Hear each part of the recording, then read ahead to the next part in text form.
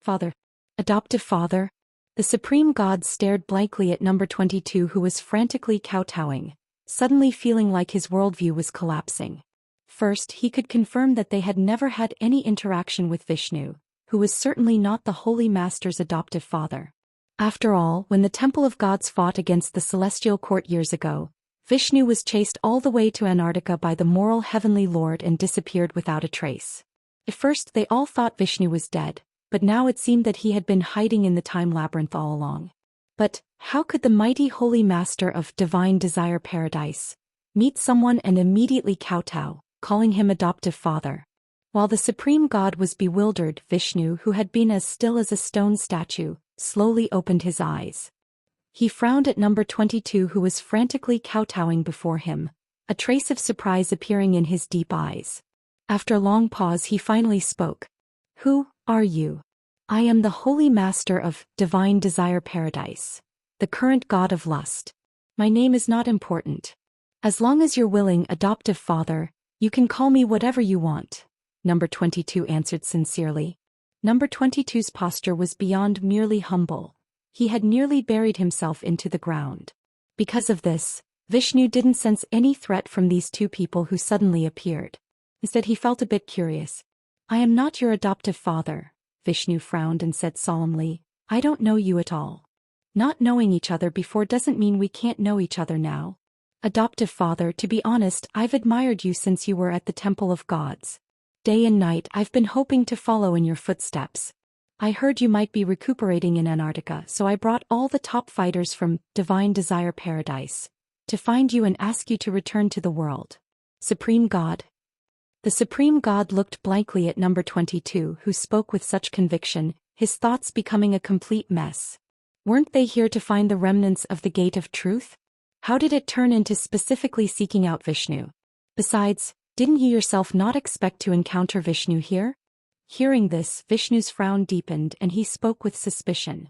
You came specifically to find me? Of course. Number 22 answered decisively. We searched the entire Antarctica but couldn't find your whereabouts. We accidentally entered this place during a fight with enemies and discovered this hidden realm. I knew you must be recuperating here. So we searched painfully for days before finally finding you. But why were you looking for me? We came to ask you to return to the world. Ask me to return? Yes, adoptive father.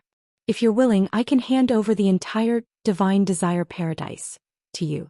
I only ask for a chance to assist you in becoming the strongest in the world. Then the entire earth will bow at your feet. You will be the only supreme being in this world. Number 22's voice was incredibly firm as he looked directly into Vishnu's eyes, his gaze filled with passion. Supreme God. Vishnu, hearing this, shook his head. Become the only supreme being? Is it that simple? In the battle with the Great Xia Celestial Court years ago, the Temple of Gods was defeated. I was merely chased here to recuperate. If I leave, I will surely be hunted by the Great Xia Heavenly Lord again. Young man, you should leave. Number 22 smiled slightly, confidently saying, Adoptive father, don't you know? There is no celestial court in this world anymore. What did you say? Vishnu's eyes narrowed. How is that possible? Takamagara, Sun City, Asgard, and the Temple of Gods fell one after another, leaving only the Great Xia Celestial Court as the most powerful. Who could destroy the Celestial Court? Olympus certainly couldn't. Could it be that the K-system gods have descended? After the battle between the Temple of Gods and the Celestial Court, Vishnu had hidden in the time labyrinth, naturally knowing nothing about the outside world. Number 22 calmly explained everything that had happened over the years, and Vishnu's eyes immediately brightened. Michael died in battle, Zeus passed away from illness, and the three heavenly lords of Great Xia took the entire celestial court into the depths of space. So he was truly the only supreme god left in this world. There was no one left in the world who could oppose him. If he wanted, he could easily destroy any obstacle and even take the entire Great Xia into his possession. Well, adoptive father, do you still think I'm daydreaming? Number 22 chuckled. Vishnu's gaze returned to number 22. This time he examined number 22 carefully for a long while before nodding slightly. You've done well. In that case, I shall grant your wish. Vishnu's figure slowly rose from the ice plain. Powerful divine might surged from his tall frame. As one of the supreme gods of the Temple of Gods, he had never felt so confident. "Thank you, adoptive father," Number 22 exclaimed joyfully and respectfully. He paused for a moment before continuing. "By the way, adoptive father, to conquer Great Xia, there's one person you must eliminate." "Who? Didn't you say the celestial court gods have gone into hibernation?" "The current commander-in-chief of the Night Watchers, Lin Chia. He has inherited the Archangel's divine ruins and become a supreme god. He leads all of Great Xia's top fighters. Once you kill him, Great Xia will be yours for the taking." Vishnu spoke disdainfully. "A human? Worthy to be my enemy? You are a supreme god. He's just a human, naturally unworthy. However, he's currently in this labyrinth. Wouldn't it be convenient for you to kill him?" "Oh." Vishnu seemed to guess something and glanced at number 22. "You mean the enemy you were fighting is him?" "It is." Number 22 answered honestly. Without much hesitation, Vishnu nodded and said, "Fine. A mere human dares to bully my adoptive son. I'll kill him for you. Where is he in this labyrinth?" "To be honest, adoptive father, this labyrinth is too complex. We haven't figured it out yet. We have even less idea where he is. These are just small tricks of time." "What's so complex?" Vishnu waved his hand. "Since he's in this labyrinth, he'll have to pass through the fragment in the deepest part to get out. I'll take you there to wait for him." "Yes. Thank you, adoptive father." Number 22 gave the supreme god a look and respectfully followed behind Vishnu. Only then did the supreme god realize. This wasn't just finding an adoptive father. This was practically bringing a powerful backer to divine desire paradise. With a supreme god's protection, they could not only move freely in this time labyrinth but also kill Lin Chia. Moreover, with a supreme god, divine desire paradise would have the power to challenge Great Xia, as expected of the Holy Master. With one kowtow, he had secured a bright future for divine desire paradise. At this moment, the supreme god was completely in awe of number 22. "We're approaching the deepest level of the labyrinth now," Lena said after holding the hilt of the stone sword and sensing for a moment. Lin Chia nodded, his gaze sweeping across their surroundings. The time fragments were becoming increasingly larger now. If previously they had been stepping through time with each step, now they needed to walk half a street's length before entering another time frame. Each time they passed through different times, they felt as if they were crossing between worlds, as though traversing years of time in an instant. According to Lin Chia's calculations, they weren't far from the remnants of the Gate of Truth. As they advanced, the scenery around them changed. No longer was it an endless ice field, but rather an ancient ruin standing among mountain ranges. These mountains were covered with snow and thick layers of ice, pointing toward the sky like swords. They surrounded the area, with the central terrain being flat but without snow cover. Enormous rock fragments covered the ground, each one larger than the body of the wolf Fenrir. "This place is over 100 years removed from the time we entered," Lena said, looking around. "Everything we see now is from over a century ago. 100 years ago, when the Gate of Truth was just destroyed." Lin Chia gazed into the distance, but his vision was blocked by barriers of chaotic light. These barriers were different from those they saw when first entering the labyrinth. Initially, numerous thin, small time fragments were stacked together, giving a kaleidoscopic effect. But here, the time fragments were in blocks, separated by years, large and thick, appearing from a distance like frosted glass domes. Lin Chia crossed through a time barrier, and a wave of dizziness flashed through his mind, similar to when he had traveled back to the Han Dynasty with Wu Quan, though much milder. Lin Chia shook his head, quickly regaining clarity. Between the distant boulders, the faint outline of a doorway was becoming visible. "It's the Gate of Truth," Lin Chia's eyes brightened. "We've reached the deepest part of this labyrinth." Just as Lin Chia was about to move forward, the ground beneath his feet suddenly began to shake. Several figures emerged slowly from the other side of the time barrier, and a terrifying aura instantly enveloped the area. Leading them was a man wearing a kasaya with a face that seemed both smiling and crying, two faces joined together, eerily strange. Behind him respectfully followed number 22, and after that a somewhat familiar supreme god. Vishnu. Lin Chia's heart sank when he saw the figure in the kasaya. Although he had previously suspected Vishnu might not be dead, after so many years without appearing, Lin Chia had assumed he was probably hiding in some corner. He never expected to find him here in this time labyrinth. Now with the heavenly court gone and the gods withering away, apart from the human-born Zhou Ping and the invading outer god, Black Goat, Vishnu had transformed himself into the only legitimate supreme god still active in the world.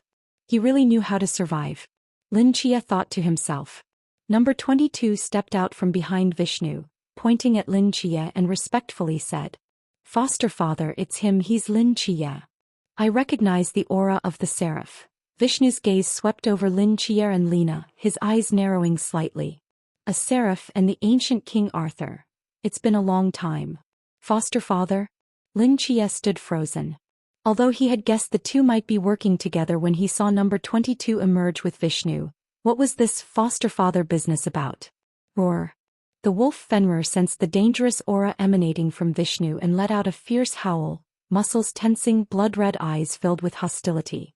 Vishnu stared at the three of them, slowly raising his hand. Run. Without any hesitation, Lin Chia shouted to Lina and immediately rushed back. Lina, being a warrior ranked first among the 10 imperial guards, had reactions no slower than Lin Chia's. Two afterimages sped toward the time barrier behind them, with the wolf Fenrir following closely. No matter how powerful Seraph Lin Chia was, he was still only a god, separated from the supreme realm by an unbridgeable chasm. Just as they turned, a massive golden Buddha hand had already formed in the air, terrifying divine power gathering in its palm, almost blocking the entire sky before crashing down, instantly grinding all the giant rocks on the ground to dust. Among the flying dust, two figures flashed into existence from the void. Lin Chia held Zhan Bai, with 6 pure white wings spread behind his back. With a flap of his wings, Lin Chia grabbed Lina's wrist, and their forms transformed into a bolt of lightning, disappearing behind the time barrier. Foster father. Number 22 was about to say something when Vishnu's voice interrupted him. Don't worry, they won't escape. As he spoke, Vishnu's form directly pierced through the void, pursuing in the direction Lin Chia and Lina had fled. Passing through the time barrier, a strong sense of dizziness enveloped Lin Chia's mind. He quickly forced himself to regain clarity, but by then, a cold chill had already surrounded his body. Above the rapidly moving Lin Chia and Lina, Vishnu's form simultaneously materialized, as if split in two, instantly dividing. The crying-faced Vishnu formed a hand seal with one hand and pressed down from above. The surrounding space instantly collapsed, forcefully slamming the flying Lin Chia and Lina down among the rocks, creating a crying face-shaped crater deeply embedded in the ground. From the cracks in the ground, a golden figure slowly stood up.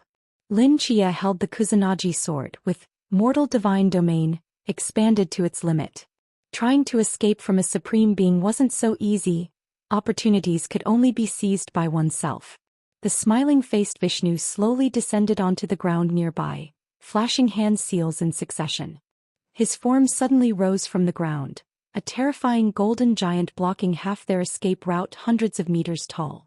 This size wasn't Vishnu's limit, but rather the limit of this time fragment. If he grew any larger, his head would enter another time frame, forcibly separating from his body. As the smiling-faced Vishnu raised his hand, a towering Vajra appeared in his grasp, whistling down toward Lin Chia's face.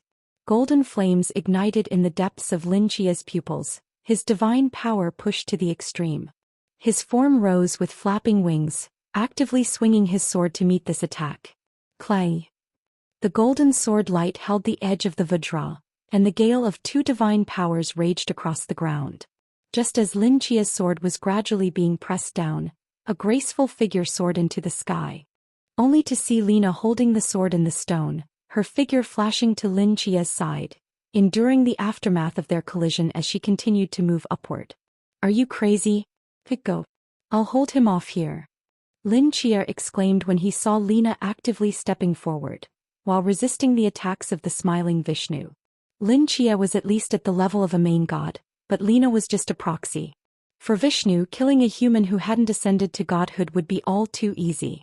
Lina gritted her teeth, seemingly deaf to Lin Chia's words. She gripped the sword in the stone with both hands, and a dazzling light burst forth from her heart. The next moment, an ancient silhouette rapidly took shape around her. It was a tall, armored giant figure. The moment it appeared, an ancient and powerful aura descended upon the world, even more robust and formidable than the Vishnu before them.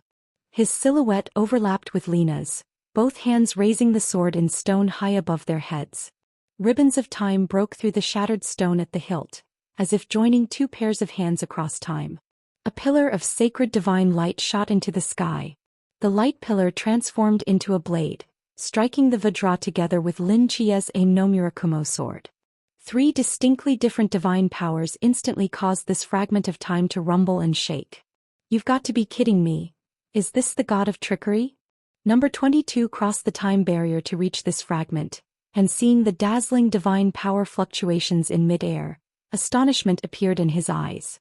Which trickery god had such formidable direct combat power? As the three divine power waves spread out simultaneously, the world-destroying Vajra was forced back into mid-air.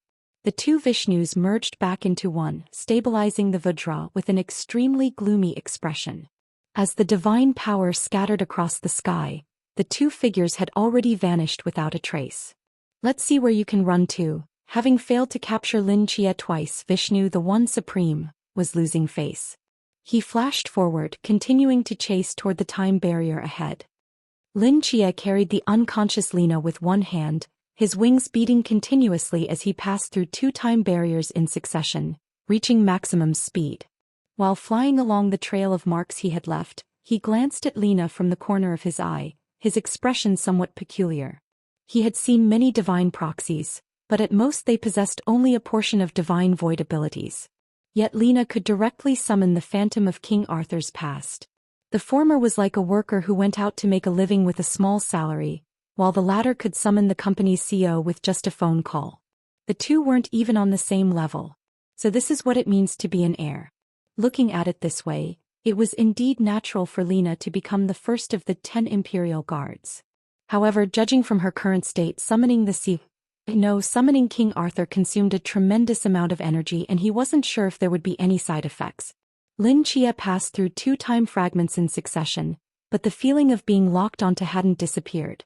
When he arrived at the third time fragment, Vishnu's figure appeared behind him again, seemingly about to catch up. This couldn't continue, he had to find a way to shake him off. Lin Chia's gaze swept across the ice plain in the distance. Several sword marks appeared in his vision, and Lin Chia narrowed his eyes before choosing a direction to fly toward. 102.5. 83. 58.25. As Lin Chia continuously changed directions, he got closer and closer to the entrance of the time maze. The time fragments around him visibly shrank from the original hundreds of meters wide to tens of meters, then to just over 10 meters. Vishnu, following behind him, could only continuously shrink his enormous body, eventually becoming about the same size as Lin Chia, frantically shuttling through the dense time fragments. As the numerical sword marks under Lin Chia's feet returned to -10, everything reverted to the one-step one-time phase. On the boundless ice plain, Lin Chia carried Lena, maneuvering through the broken time fragments, traversing 7 or 8 different times in just 1 second. In such densely fragmented time, even Vishnu couldn't keep up with Lin Chia's speed. In the blink of an eye, Lin Chia had disappeared to some unknown time. Vishnu stopped on an ice surface. He frowned as he scanned the surroundings, his expression somewhat unpleasant. He knew that Lin Chia was no more than a few hundred meters away from him, but they were in different times. It was manageable deeper in the maze where time fragments were very complete, with only a few times to hide in. But now, finding Lin Chia's location among the vast sea of time fragments was as difficult as ascending to heaven. So he's using these marks to confirm positions. Vishnu also noticed the sword marks on the ice surface below and snorted coldly. He stomped down, shattering the ice layer into pieces, but the sword mark remained clearly imprinted in the void. No matter how the terrain was destroyed, it remained immovable. Not only could he not catch Lin Chia, but he couldn't even erase a sword mark. Vishnu's chest heaved violently, his eyes filled with anger. After standing still for a long time, he turned and walked back toward the depths of the maze. "Father, did you kill him?" Number 22 asked expectantly when he saw Vishnu return. No, he figured out the pattern of this maze and escaped quickly, Vishnu said in a deep voice. A barely perceptible trace of disdain flashed in number 22's eyes, but he still respectfully said, "Father need not be angry. That Lin Chia has always been cunning. Killing him won't be easy. Just an insect who luckily escaped by using the terrain," Vishnu said indifferently. "As long as we occupy the time fragments near the Gate of Truth, we've sealed the exit of the maze. Unless he's willing to be trapped here forever, he will definitely show himself." On the ice surface marked with the sword mark 0, Lin Chia slowly laid the unconscious Lina down. As he expected, even Vishnu couldn't find his position among such dense time fragments. They were safe for now. Since the chase failed, number 22 won't give up. He will definitely wait for me at the exit of the maze. Lin Chia rubbed his chin thoughtfully. This can't continue. Lin Chia's gaze swept across the surrounding ice surface. Among the dense dash marks, he seemed to remember something, his eyes narrowing. Currently, Lin Chia had established the time number axis using this ice surface as the reference point. All positive numbers represented times after this ice surface, which was the future direction. But Lin Chia had marked a circle nearby, with the largest number being just 3.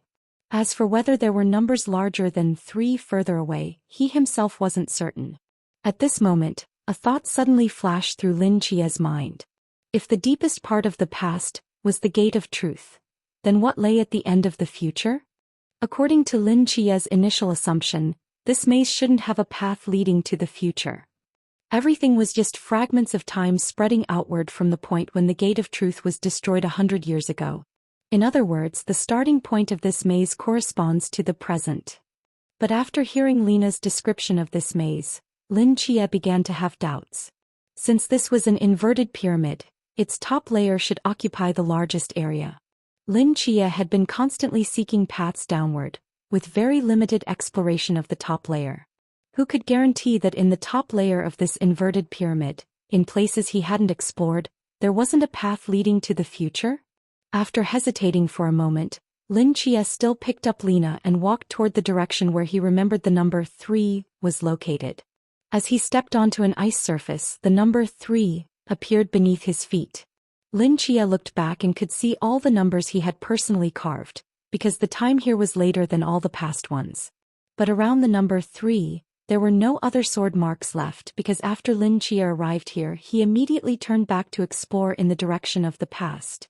Lin Chia began to explore continuously in the original manner, moving forward, left and right, carving marks on the corresponding ice surfaces according to the sword mark numbers visible to him.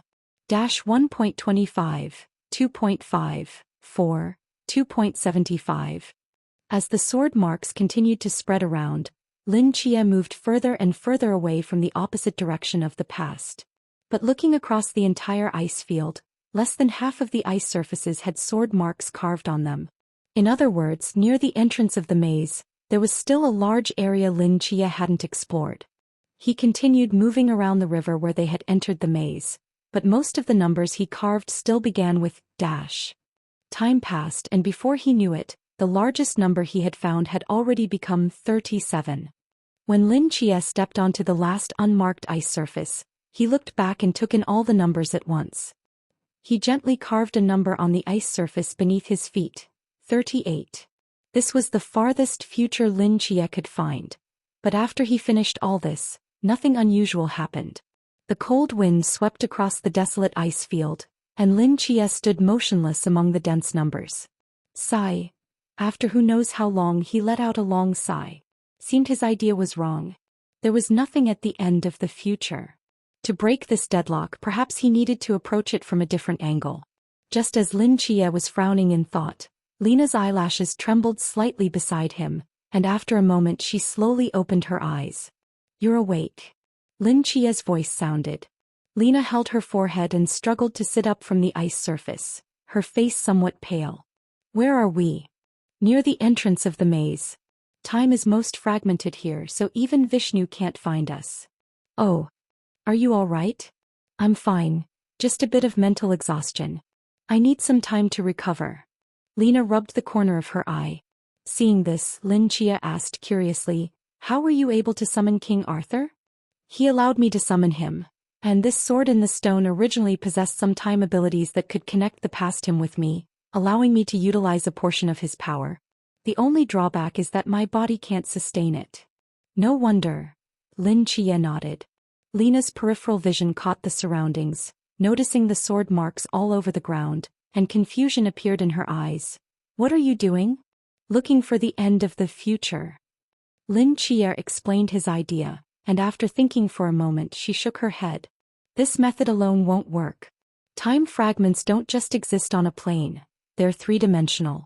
For example, beyond a few meters above our heads is another time. Trying to find the end of the future through this exhaustive method would require too much time and energy. Lin Chia was stunned and looked up at the void above, frowning slightly. I see. If that's the case, the workload is indeed too great. But then, as if remembering something, he looked at Lena. Your sword in the stone can sense the flow of time, right?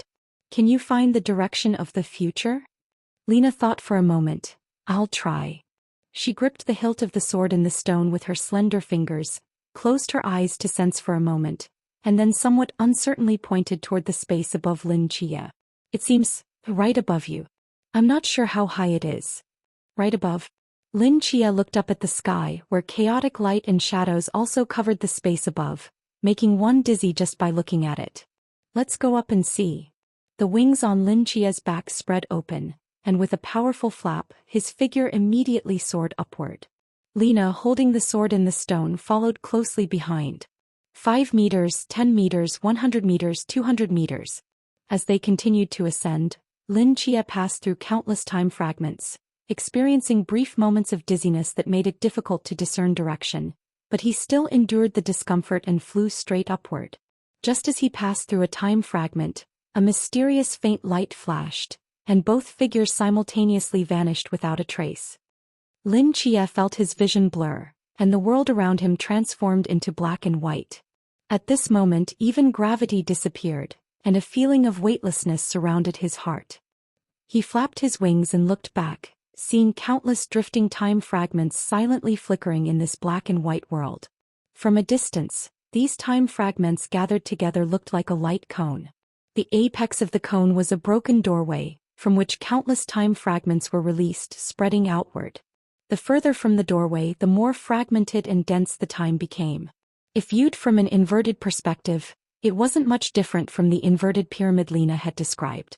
So this is the full view of the time maze, Lin Chia murmured, looking at the light cone before him. As he had thought, the entire time maze was created by the breaking of the Gate of Truth 100 years ago, spanning a century of history. They had been continuously passing through these time fragments earlier. Lin Chia flapped his wings, carrying Lena from the edge of the light cone, constantly approaching the Gate of Truth at the apex. If they wanted, they could even directly enter any time fragment from here. What exactly is this place? Lena stared at the scene in bewilderment, her eyes full of confusion. Safety passage. Lin Chia answered. Safety passage? A passage that exists outside the maze, allowing access to any point in time. Lin Chia pointed to the end of the light cone. Didn't you say the time maze is an inverted pyramid?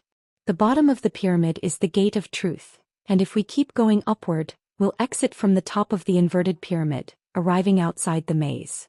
Lena's gaze swept across these dense time fragments.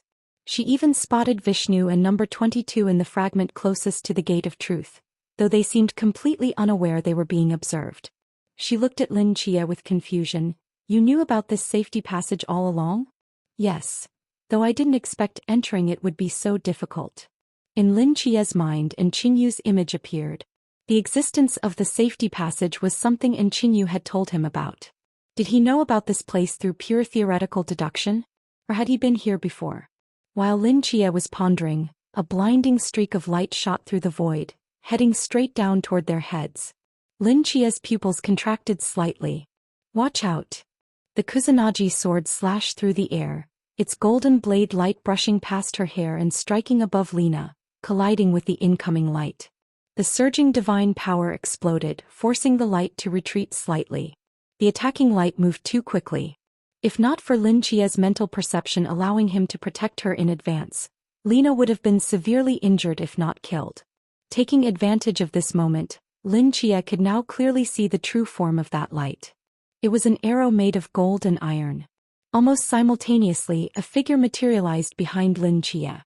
It was someone clad in battle armor, wielding a spear that moved like a dragon, carrying overwhelming divine power straight toward Lin Chia's back.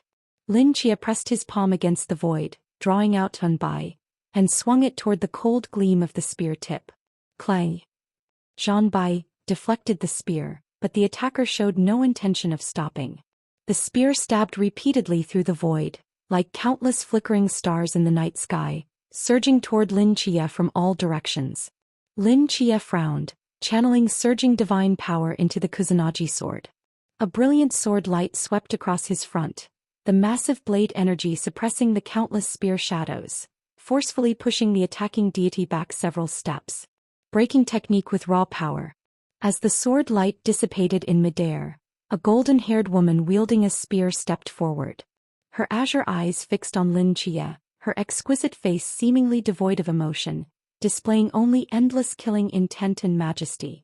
She hurled her spear skyward with force, then stomped on the void, instantly appearing before Lin Chia. After images flashed in Lin Chia's vision. Before he could see how she attacked, powerful fist winds had already brushed past his cheek. Fists, elbows, knees, shoulders. Every part of the golden-haired woman's body seemed filled with murderous intent, like a humanoid beast frantically tearing at its prey. As the blazing angel, Lin Chia's weakness was close combat, unlike the primordial spirit.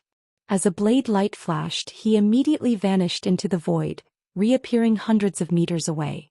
The moment he appeared, a second arrow precisely shot toward his forehead. Lin Chia's eyes narrowed slightly. Just as the arrow's tip was about to touch his forehead, a purple domain expanded around Lin Chia. After Final King's Law was released, the arrow seemed to lose all its driving force, floating in midair before being cleaved in two by a blade light. From the brief exchange, Lin Chia could determine that there were at least two enemies, both at the level of major deities. But their coordination was extremely seamless, with one engaging in close combat while the other attacked from a distance, each arrow precisely aimed. But even so, as long as they were still major deities, Lin Chia could handle them. Skulking around, why not show yourselves? Lin Chia uttered softly, stomping his foot in the void.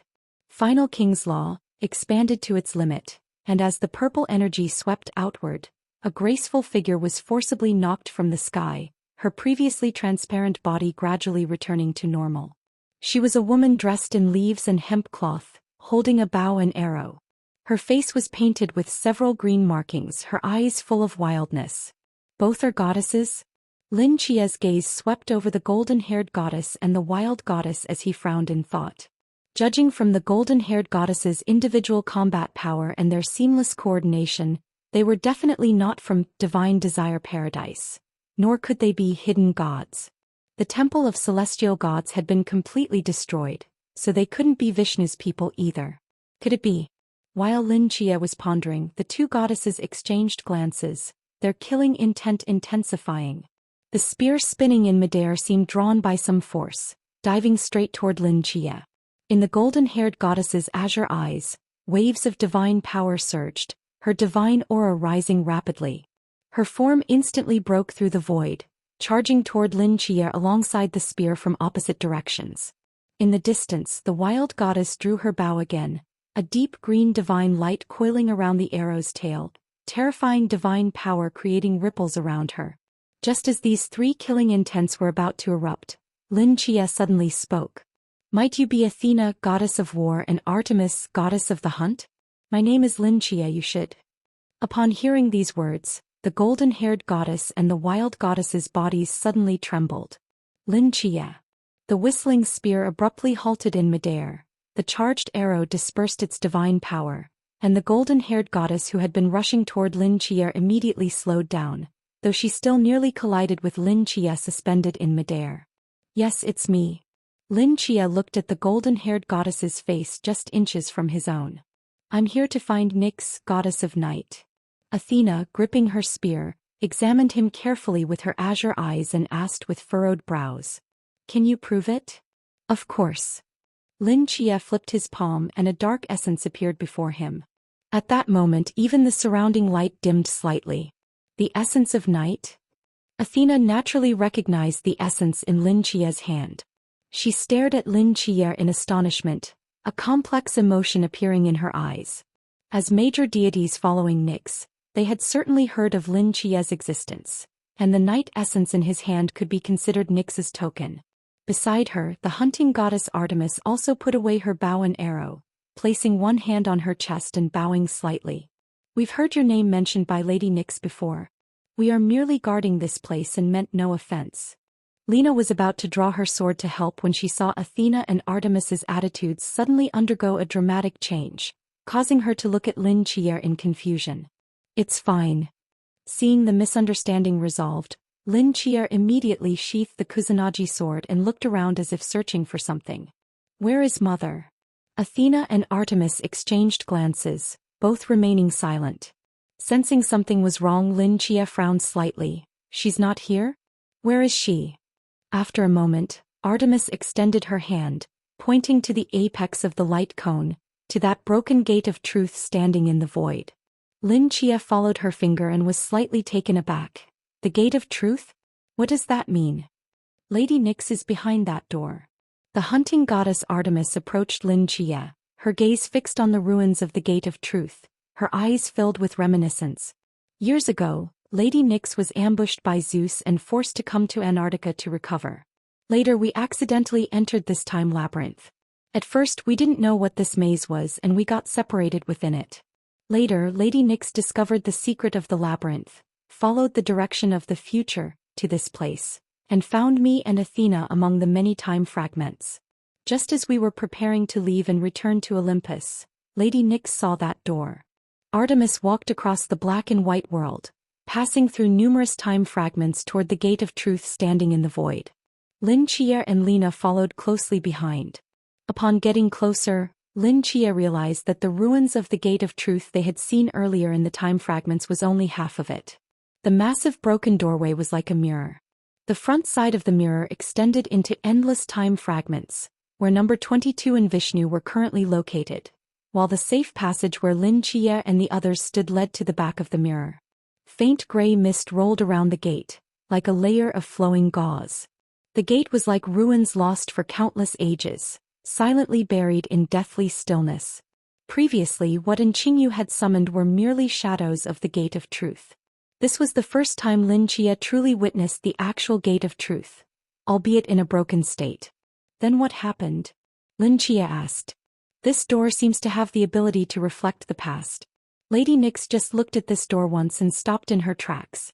According to her, she heard the voice of her past self coming from behind the door. The voice of her past self? What did it say? She said this door possesses the power of equivalent exchange.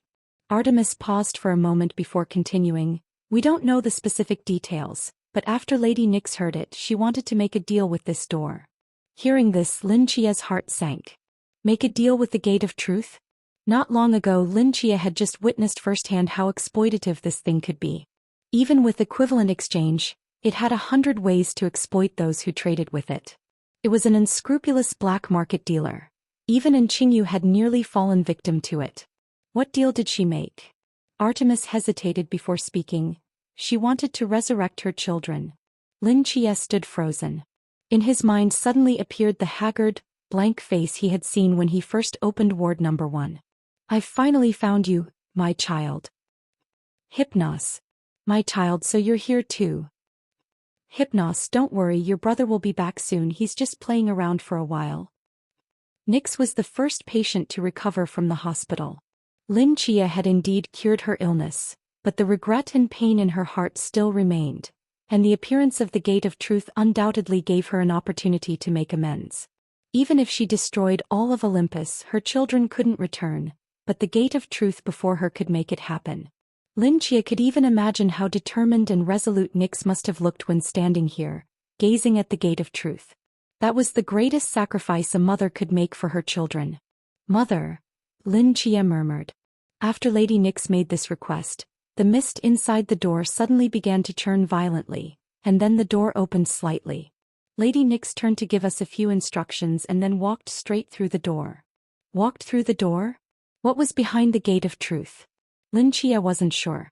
But the request Nyx had made, even if the Gate of Truth wanted to fulfill it, would require a terrifyingly high price. How many children did Nyx have? More than a dozen or 20, and all of them were deities. To resurrect them all? Even if Nyx sacrificed herself entirely, it wouldn't be enough. Moreover, a long time had passed since Nyx entered the Gate of Truth, yet Lin Chia hadn't heard any news about her offspring being resurrected in the mist. This suggested that she had probably been deceived by the Gate of Truth, just like in Qingyu. How long has she been in there? Almost 4 years. In these 4 years, haven't you tried to bring her back? We tried, Athena said gravely. But no matter how we tried, we couldn't move this door at all, let alone open it. Lin Chia stared at the ruins of the gate before him, his brows furrowed and his fists unconsciously clenched. He took a deep breath and slowly extended his hand toward the tightly closed gate. What are you trying to do? Lina asked, puzzled. I want to try if I can open it. Seeing Lin Chia's action, Athena frowned. It's useless. Not even a major deity or even a supreme being could force this door open with brute strength. Even if you are Lady Nyx's chosen successor, it's impossible. Over these 4 years, they had tried countless times to open this door, using every method possible. That's why they knew how difficult it was to open this door. As the goddess of war, Athena's combat power was among the highest of all major deities, so naturally she was proud and arrogant. Having repeatedly heard Nyx speak of her godson's potential, she was somewhat dismissive, believing that since they were all major deities, Lin Chia couldn't be that special. As Lin Chia's palm pressed against the surface of the Gate of Truth, a strange chill surged through him. The pure white wings on his back slowly spread open, and his golden domain rapidly extended in all directions. Mortal divine domain.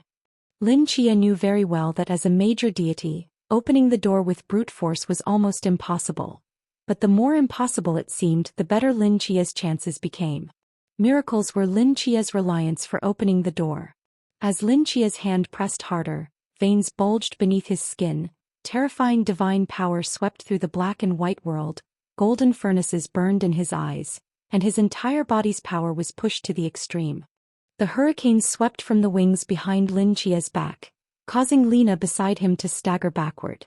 Athena and Artemis, sensing this surging wave of divine power, also showed expressions of surprise. Such strong energy. Just then, a dull scraping sound came from between the gates of truth. As Lin Chia's palm gripped the surface of the gate, endless gray mist flowed from the small cracks, almost engulfing his form. But at this moment, a corner of the gates of truth had already been slowly pried open. He succeeded. Artemis saw that crack in the door, and the surprise in her eyes turned directly into shock. Athena, carefully observing those golden divine powers beside her, narrowed her eyes slightly. No wonder. With the Seraphim's mortal divine domain in hand, creating miracles isn't difficult. Divine power was frantically depleting within Lin Chia's body, continuously pouring into the mortal divine domain. For him now, this corner crack was already the limit of what he could achieve. Seeing this, Athena and Artemis seized the opportunity and flew into the crack one after another. Just as Lina was about to follow, Lin Chia's voice suddenly rang out. You haven't become a god yet, it's too dangerous to go in. Wait for me at the entrance. If I don't come out within a month, go to Great Xia and find the sword immortal Zhou Ping. Tell him this location. As Lin Chia's words fell, he released his hands, his form transforming into a beam of light, directly disappearing behind the gate. Boom! As he vanished, the heavy gate closed again, emitting a thunderous roar. In the endless gray mist, Lin Chia looked at the fragments of light clusters like stars in the sky, a hint of bewilderment flashing in his eyes. Previously, Lin Chia had heard people talk about the gates of truth, saying that behind the gate was truth, the ultimate end and origin of everything. Any being who saw truth, with just one glance, would go mad from the terrifying amount of information they couldn't bear. But this world before his eyes didn't give him that feeling. No, it should be said that when he stood in front of the gates of truth, he didn't feel any grandeur or vastness from it. It's worth noting that even the illusory gates of truth summoned by Qingyu would give people an incomparable sense of pressure, making one's scalp tingle with just a glance. Compared to that illusion, the actual gates of truth before him seemed fake, just a door with an impressive appearance but nothing more. But Lin Chia knew clearly that a merely impressive-looking door couldn't possibly evolve into a time labyrinth spanning 100 years after being destroyed. After pondering for a moment, Lin Chia understood the reason. The gates of truth before him was just a remnant. The truly complete gates of truth had been destroyed 100 years ago. The spirit of the artifact, key of the gate, had fallen into eternal slumber. The truth world that should have been behind it had completely severed its connection, and even the space-time power contained within had completely shattered, evolving into a time labyrinth beside the ruins, the light cone radiating toward the future. If that was the case, then the gates of truth before him shouldn't possess the ability of equivalent exchange at all. At this point, Lin Chia could basically confirm that luring the night goddess Nyx behind the gate was a complete deception from beginning to end. But who exactly had tricked Nyx into the gate? Was it the key of the gate from the past timeline? Look over there. Artemis's eagle-like eyes locked onto a certain direction, and she immediately spoke up. Lin Chia snapped out of his thoughts and looked in the direction Artemis was pointing. At the end of these light cluster fragments, he saw a huge shadow slowly writhing. Lin Chia frowned deeply and flew toward it with a flap of his wings. As the distance to the shadow grew shorter, Lin Chia finally saw the true appearance of that thing. It was a pile of tentacle corpses, chaotically lying on the ground as if they had been rotting for a long time. But among these dead tentacles, several thick ones still flowed with starlight, eerily coiled together, the starlight on their surface flickering as if breathing. Lin Chia had seen these tentacles before. A few days ago when Qingyu summoned the gates of truth trying to resurrect Zhang Er, it was these tentacles that took away his emotions. If Lin Chia wasn't mistaken, these should be the embodiment of part of the gates of truth's body. When Lin Chia's gaze penetrated through these breathing tentacles to see what was deep within their coils, his eyes suddenly contracted.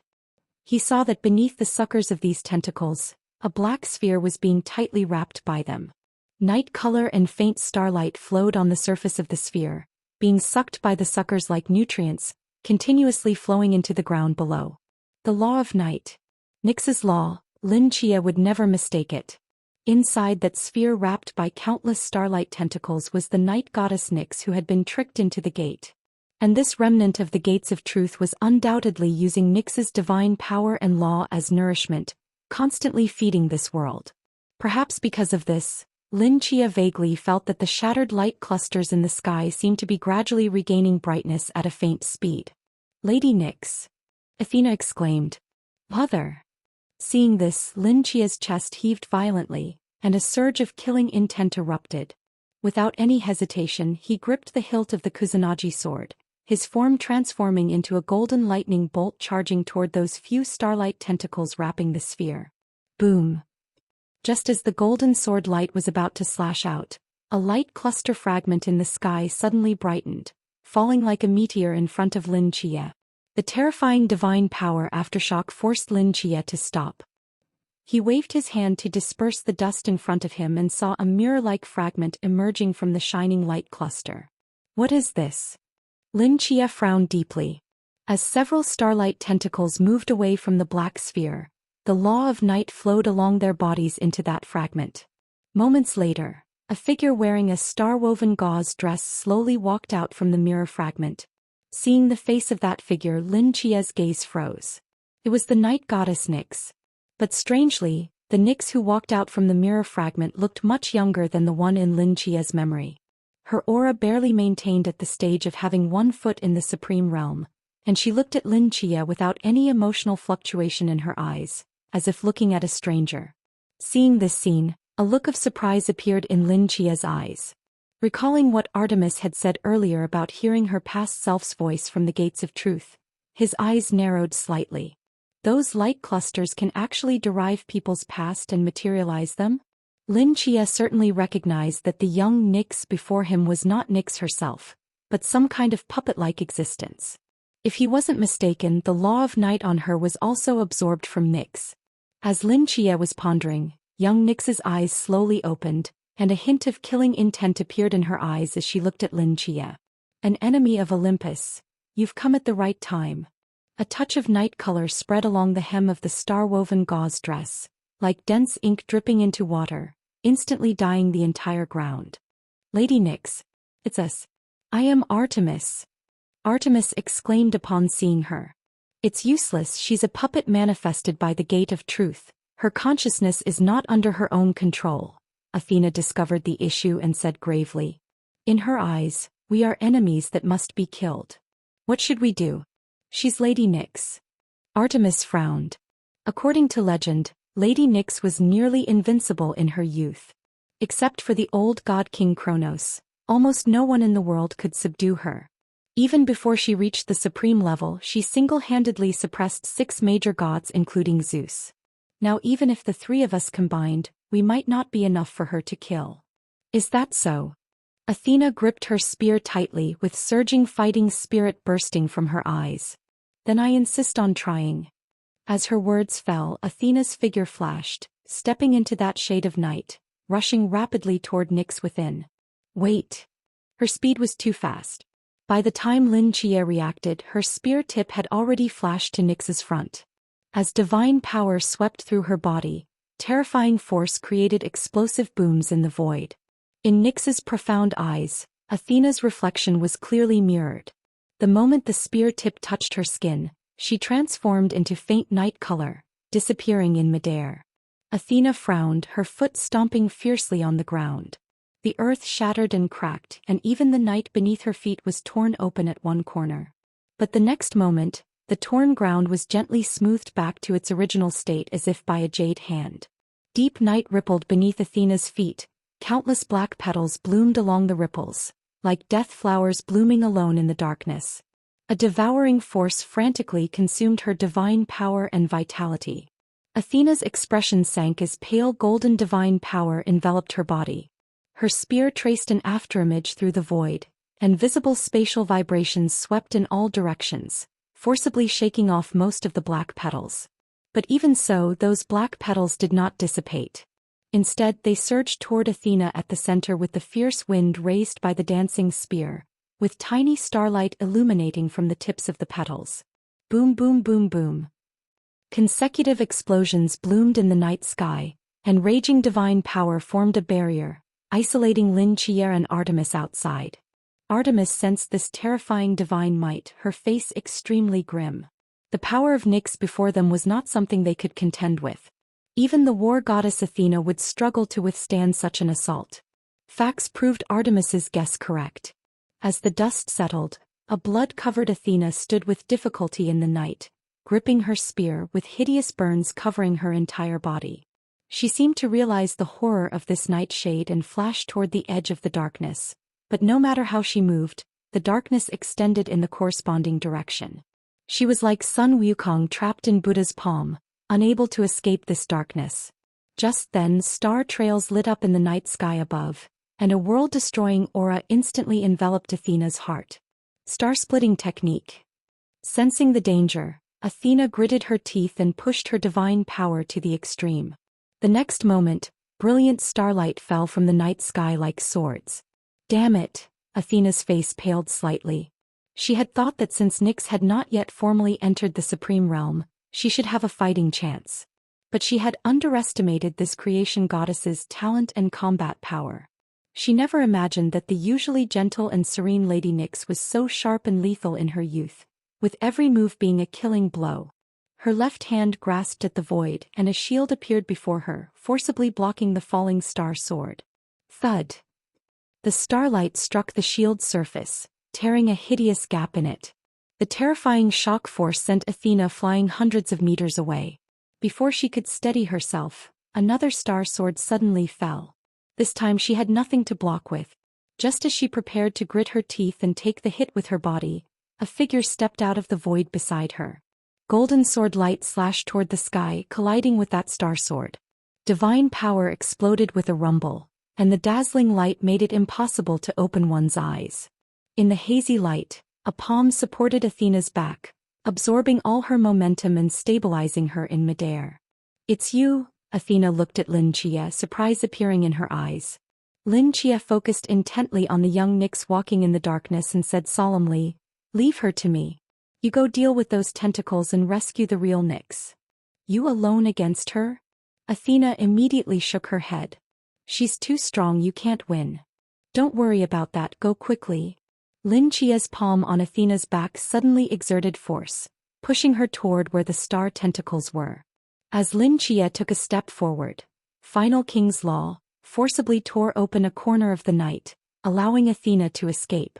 Athena landed on the ground, shield in one hand and spear in the other, in a sorry state. Beside her, Artemis had already grasped her bow and was rushing toward the star tentacles. Athena looked back at Lin Chia in midair, hesitated for a moment, then gritted her teeth and followed behind Artemis. Under the night sky, feeling the approaching aura of the law of darkness, Lin Chia's gaze was complex. He had never imagined that one day he would face Nyx under such circumstances. His heart felt both sighs and anticipation. Very well.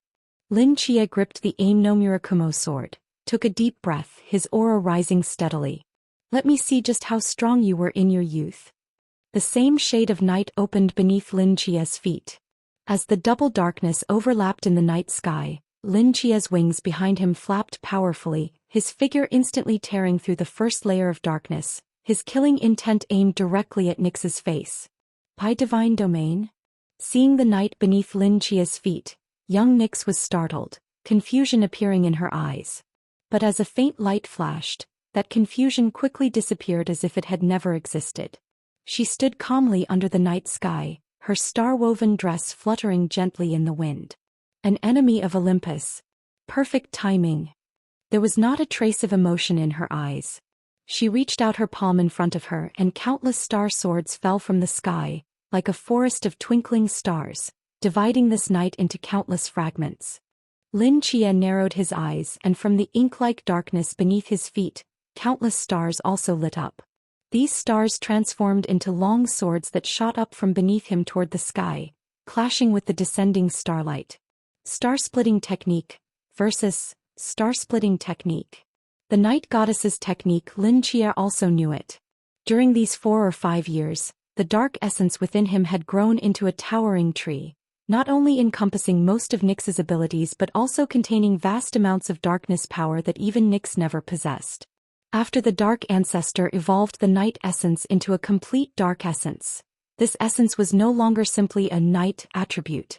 What it symbolized was darkness, one of the world's origins. The fear of darkness that existed in all living beings before humans were even born, countless ages ago. But even so, Lin Chia didn't use this power much. The reason was simple. No complete law had yet been born from this essence. Without laws, these abilities were merely for show, far less straightforward and powerful than the Seraph's power. However, after so many years of nurturing, Lin Chia could vaguely sense that a law was about to emerge from this soil.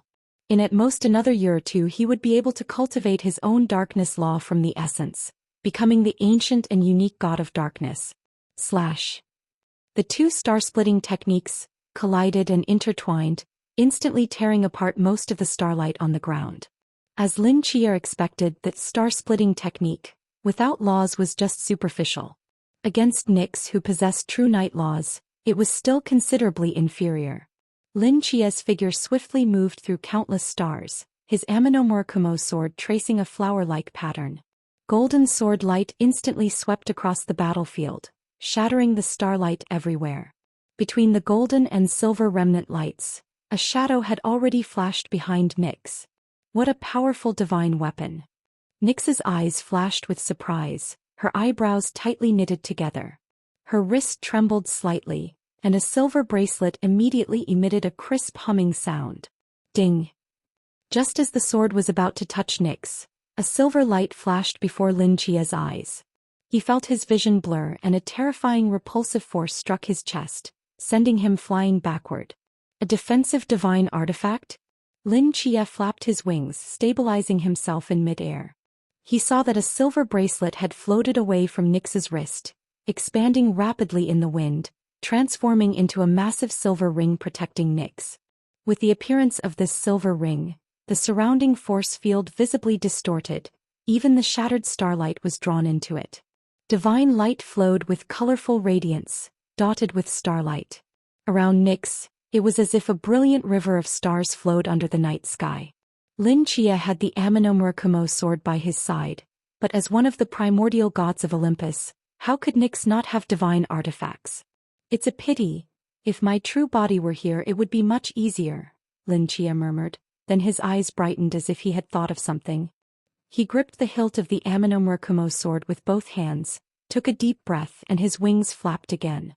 Seeing Lin Chia rapidly flying toward her from below, Nyx, standing on the river of stars, raised her palms slightly. Several strands of starlight intertwined before her in the darkness, quickly converging into a complex star chart. 3 pitch-black spheres were outlined from within. As these 3 spheres appeared, the surrounding space seemed unable to bear their weight, gradually sinking. Voids of nothingness were torn open, spreading in all directions. Dark Side Devourer. Lin Chia immediately recognized these 3 spheres.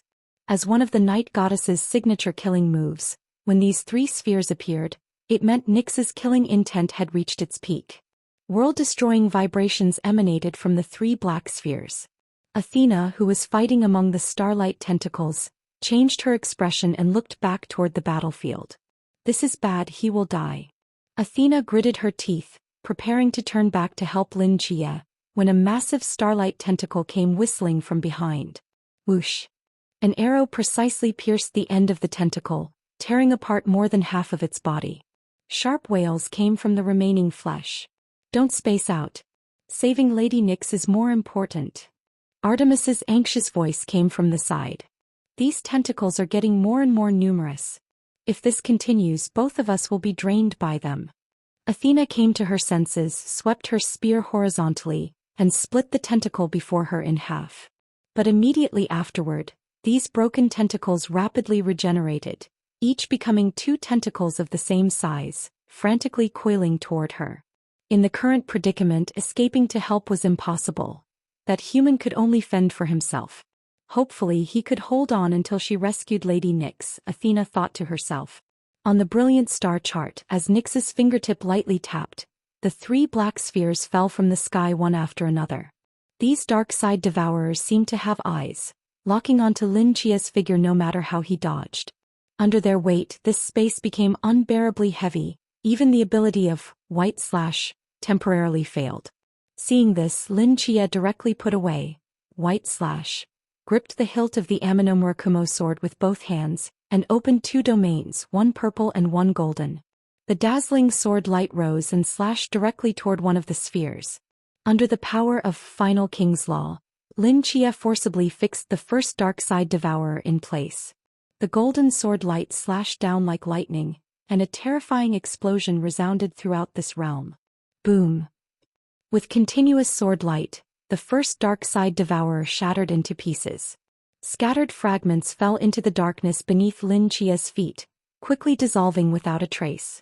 Just as he was about to strike the second blow, Lin Chia's figure paused. He looked down at his body in surprise. After absorbing the law from one dark side devourer, the dark essence hidden within his body began to grow rapidly. The seedling of law that was about to be born now showed signs of breaking through the soil. Could the night law accelerate the nurturing of new laws in the essence? This thought flashed through Lin Chia's mind. Lin Chia had no time to think further, as the second dark side devourer was already howling down toward his head. As the golden sword light slashed out, gold and black intertwined in the air, then spread in all directions. A figure fought its way out from within, actively approaching the third dark side devourer. This time, Lin Chia witnessed the entire process of the dark essence devouring the night law.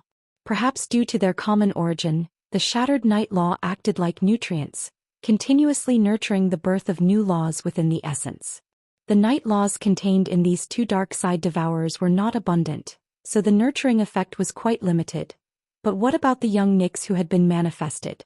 Strictly speaking, young Nyx was created by the Gate of Truth, extracting divine power and laws from the real Nyx, and these laws had already become part of the Gate of Truth.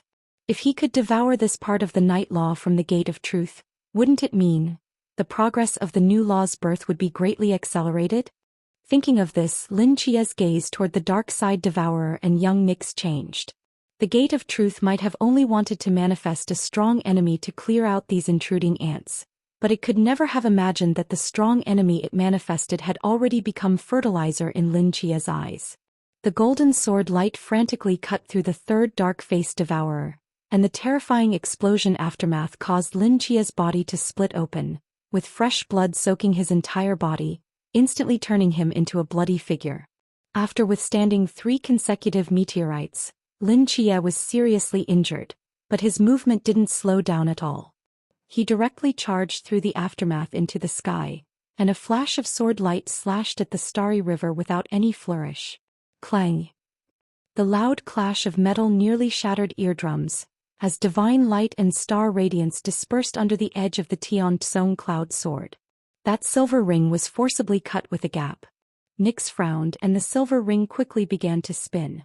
The gap was covered by endless starlight, and the divine power and shock force injected when the sword light struck were continuously amplified inside the ring. After a brief half-second they all rebounded outward.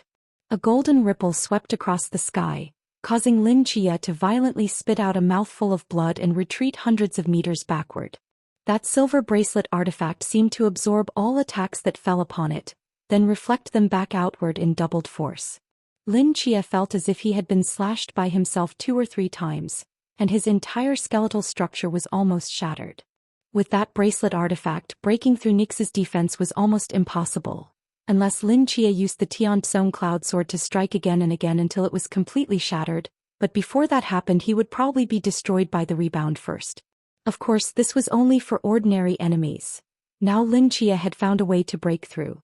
A brilliant magic array opened beneath Lin Chia's feet, and his figure gradually disappeared into the magical light. When he reappeared, it was still Lin Chia. This Lin Chia raised his palm and pointed at the silver ring in midair. A causal thread had already extended through the gap cut by the Tian Tsong cloud sword and wrapped around it. Transformation magic. The Burning Angel clone's transformation magic could transform itself into any being it had seen before, and the more familiar it was with the person or object being transformed into, the closer the imitated abilities would be to the original. And in this world, the one who knew Lin Chia's true form best was of course himself. The Burning Angel clone transformed into the appearance of the original body and gained some ability to manipulate causal power, but it was still far inferior to the original.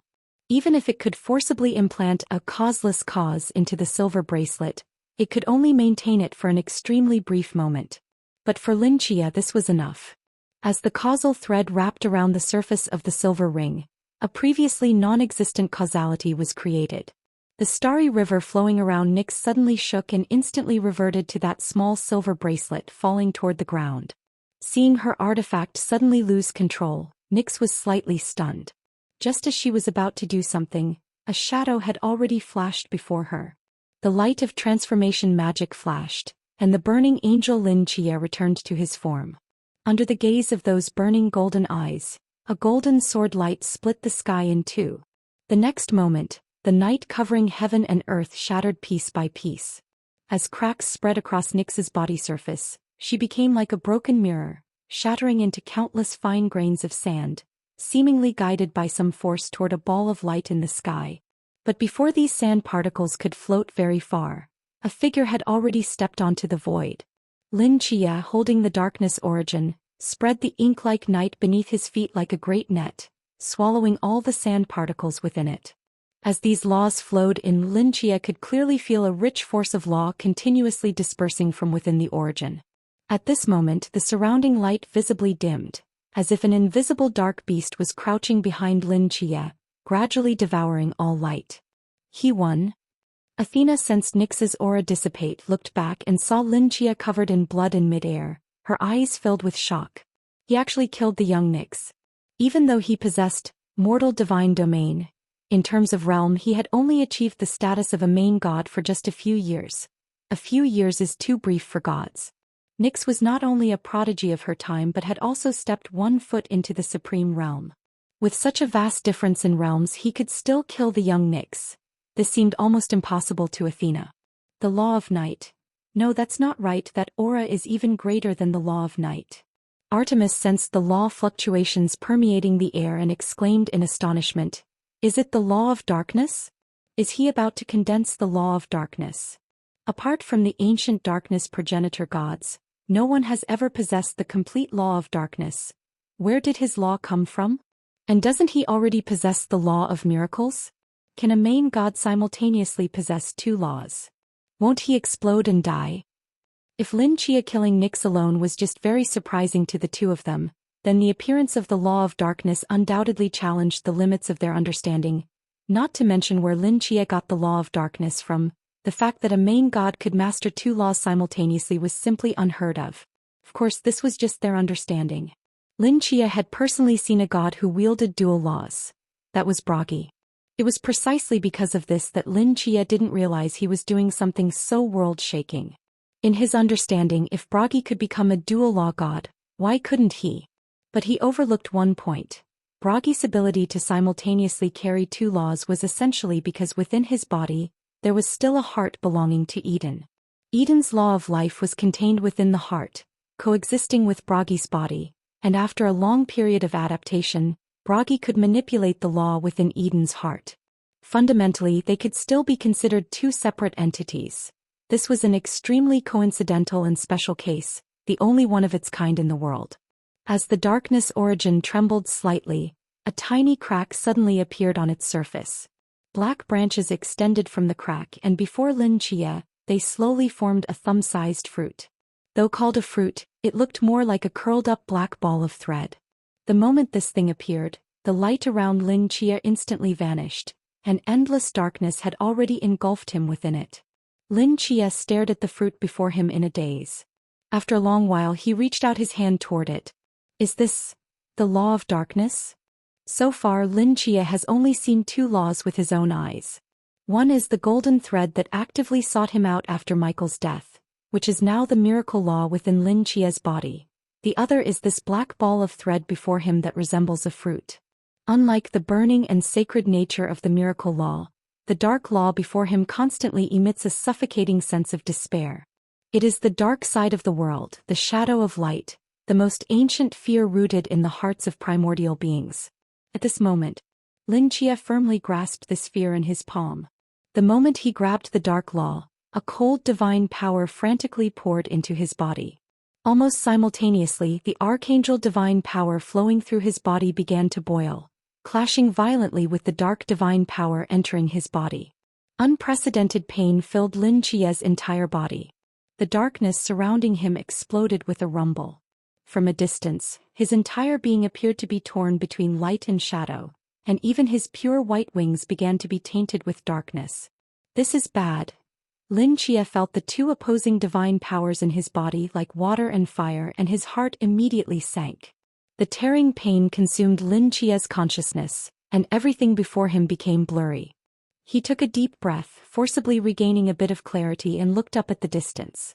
Between the dense starlight tentacles, two divine figures carved a bloody path and had already reached the black sphere where Nyx was located. But countless starlight tentacles emerged frantically from beneath their feet, almost completely engulfing the two of them. The gate of truth had long sensed the danger, and guarding Nyx, this endless source of divine power, was its bottom line. Seeing Athena and Artemis about to be entangled by endless tentacles, Lin Chia, breathing heavily, raised the Kusanagi sword in his hand, channeled both divine powers into it, and then using his last bit of strength hurled it forcefully in that direction. The next moment his vision went black and he lost consciousness in the excruciating pain. Endless darkness spread from beneath his feet, enveloping him like a sun. Occasionally, golden light burst from the darkness, like solar flares dancing on the surface of a black sun. Damn it! Why can't we kill these tentacles? Athena smashed a starlight tentacle in front of her into pieces with a punch. Just as she was about to sweep her spear, she found she couldn't swing it at all. Several starlight tentacles had already wrapped around the spear's surface, continuously devouring it. The continuous battle had almost depleted her divine power. But just as they were about to touch the black sphere where Nyx was located, the number of tentacles increased dramatically, trapping the two of them firmly within. It was as if from the beginning, this had been the gate of truth's trap. With her spear locked, Athena simply let go of it and fought these tentacles hand to hand. But when she looked back, Artemis's figure had almost been submerged by the tentacles. Artemis was most skilled at ranged attacks, and in this situation her combat effectiveness was very limited. Those tentacles attached to her body continuously sucked, extracting divine power endlessly, causing Artemis's resistance to plummet. Seeing this, Athena gritted her teeth and turned to save her, but at that moment she found her ankle had already been bound by another slender tentacle. As she tried to break free, more and more tentacles surged from all directions, continuously compressing the space around her. Sensing the divine power rapidly draining from her body, Athena's heart sank to the bottom. But even so, she still gritted her teeth and struggled frantically among these tentacles, because she knew that if she gave up now, both she and Artemis would become nourishment for this gate. Just then, Athena suddenly felt the surroundings darken, and the tentacles coiled around her wrists and ankles seemed to loosen slightly. She looked back, her pupils slightly contracting. A long sword was seen whistling across the sky. Where it passed, light and darkness split the entire world. Even though its physical form had not yet reached this mass of tentacles, the shadow of the sword passing over the ground had already shattered dozens of tentacles in an instant. That is, Athena looked at the rapidly approaching sword and felt it somewhat familiar. The starlight tentacles surrounding them seemed to sense the threat of this sword and swarmed toward its advancing direction. But as the edge of the sword's cutting light shadow flashed by, their forms suddenly halted in mid-air. The next moment, a fine line of blood appeared neatly in the center of the tentacles. The trajectory of this bloodline matched perfectly with the light shadow that had just passed. The light shadow was like a sword, invincible. In just an instant, the light and darkness on the sword cut through all the tentacles in its path. Athena felt her body lighten, and the tentacles that had been attached to her body extracting divine power had turned into countless pieces of mush, falling to the ground. The tentacle trap that she and Artemis had fought through for so long without breaking through was effortlessly sliced into fragments by this one sword strike. The Kusanagi sword broke through the tentacles like a rainbow of light and shadow, instantly piercing the surface of the black sphere. As the sword tip entered the sphere, fine cracks spread across its surface. Perhaps because the sword had consumed too much power on its path, these cracks only spread for a moment before stopping. Athena struggled to her feet and rescued Artemis from the mass of tentacle fragments. The latter's divine power had been completely drained, her eyes somewhat unfocused, her face extremely pale. "Athena, did you succeed?" Being held by Athena, she seemed to regain some consciousness and spoke hoarsely. "No, it wasn't me, it was Lin Chia," he struck with his sword. Athena looked in the direction from which the sword had come, but before she could finish speaking she froze. Where Lin Chia had been was now gone, replaced by a massive black sun. Golden light flashed across the sun's surface and terrifying waves of divine power emanated from it, but they were unstable as if they might explode at any moment. While Athena was stunned, a deep rumbling sound came from nearby. She turned to look and saw that the tightly closed gate of truth was slowly opening. "The gate is opening?"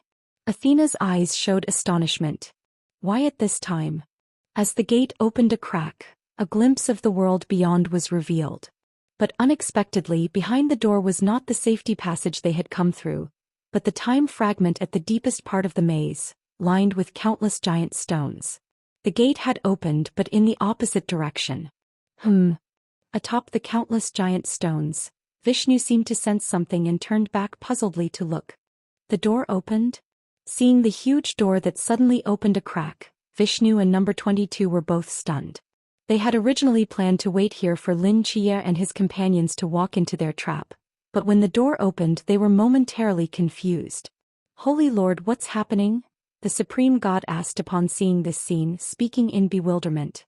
Number 22 stared at the doorway before him, his eyes immediately showing a hint of excitement. Indeed, that information was true. Information? What information? It said that deep within the time labyrinth sleeps the remnants of the door of truth. By paying a price, it can fulfill any condition proposed. Number 22's voice was extremely low. "I had planned to try opening this door after dealing with Lin Chia, but I didn't expect it to open by itself now." The Supreme God seemed to realize something. "You came to Antarctica this time for this thing? What condition do you want to exchange for?" Number 22 narrowed his eyes without speaking. Vishnu walked to the doorway. Hazy mist drifted out from the gap in the door. After hesitating for a moment, he still stepped inside. Seeing Vishnu enter first, Number 22 finally moved, with the other supreme god following closely behind. Stepping through the mist beyond the door, a world divided by light and darkness appeared before everyone. Broken orbs of light hung in midair, and the ground was covered with craters and nauseating corpses, as if it had just experienced a brutal battle. There are actually people inside? Vishnu's gaze fell on Athena and Artemis, who were barely standing up from the ruins among the tentacled corpses, surprise appearing in his eyes. Then his gaze fell on the black sun hanging in midair and he exclaimed in surprise. The law of darkness, and the other is the law of miracles? Is this that human who escaped? The seraphim divine power entangled in the law of darkness was too recognizable. Vishnu walked to the black sun, and the terrifying aura emanating from it made even him, a supreme god, feel a hint of threat. His brows slightly furrowed. Actually trying to integrate two completely opposite laws into his body, truly seeking death. Vishnu snorted coldly, releasing his supreme god power. Dazzling light bloomed at the end of the Vajra in his palm, and a hint of killing intent flashed in the depths of his eyes. Since that's the case, I'll personally send you on your way. Integrating two completely different laws into one's body was no different from suicide. But thinking about how one of this kid's laws was miracle, Vishnu became a bit uncertain. If he really managed to fuse the two laws using mortal divine domain, then things would become troublesome. One mortal divine domain had already created Michael, who was considered the strongest in the world, and the law of darkness was an ancient existence no weaker than the law of miracles. If both were controlled by the same person, the world would witness the birth of an unprecedented supreme god, one who could even threaten the supreme gods. Therefore, no matter how low Lin Chia's chances of success were, Vishnu didn't want to gamble. Killing him on the spot before he could fuse the two laws was the safest approach. Just as Vishnu was about to bring down his Vajra, a spear came whistling toward him. Clang! Vishnu frowned, slightly turning the Vajra in his hand, easily deflecting the flying spear.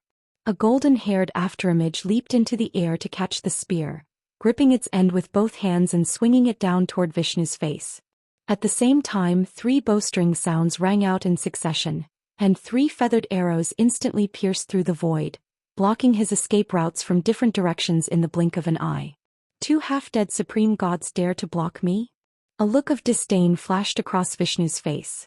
The Vajra heavily struck the ground, and the resulting tide of divine power directly crushed the 3 arrows in midair. As his body split in 2, the smiling Vishnu's form rapidly expanded. A golden palm tens of meters wide stirred up a fierce wind, directly slapping down at the approaching Athena, the brutal force smashing her into the ground, creating a giant crater in the shape of a handprint.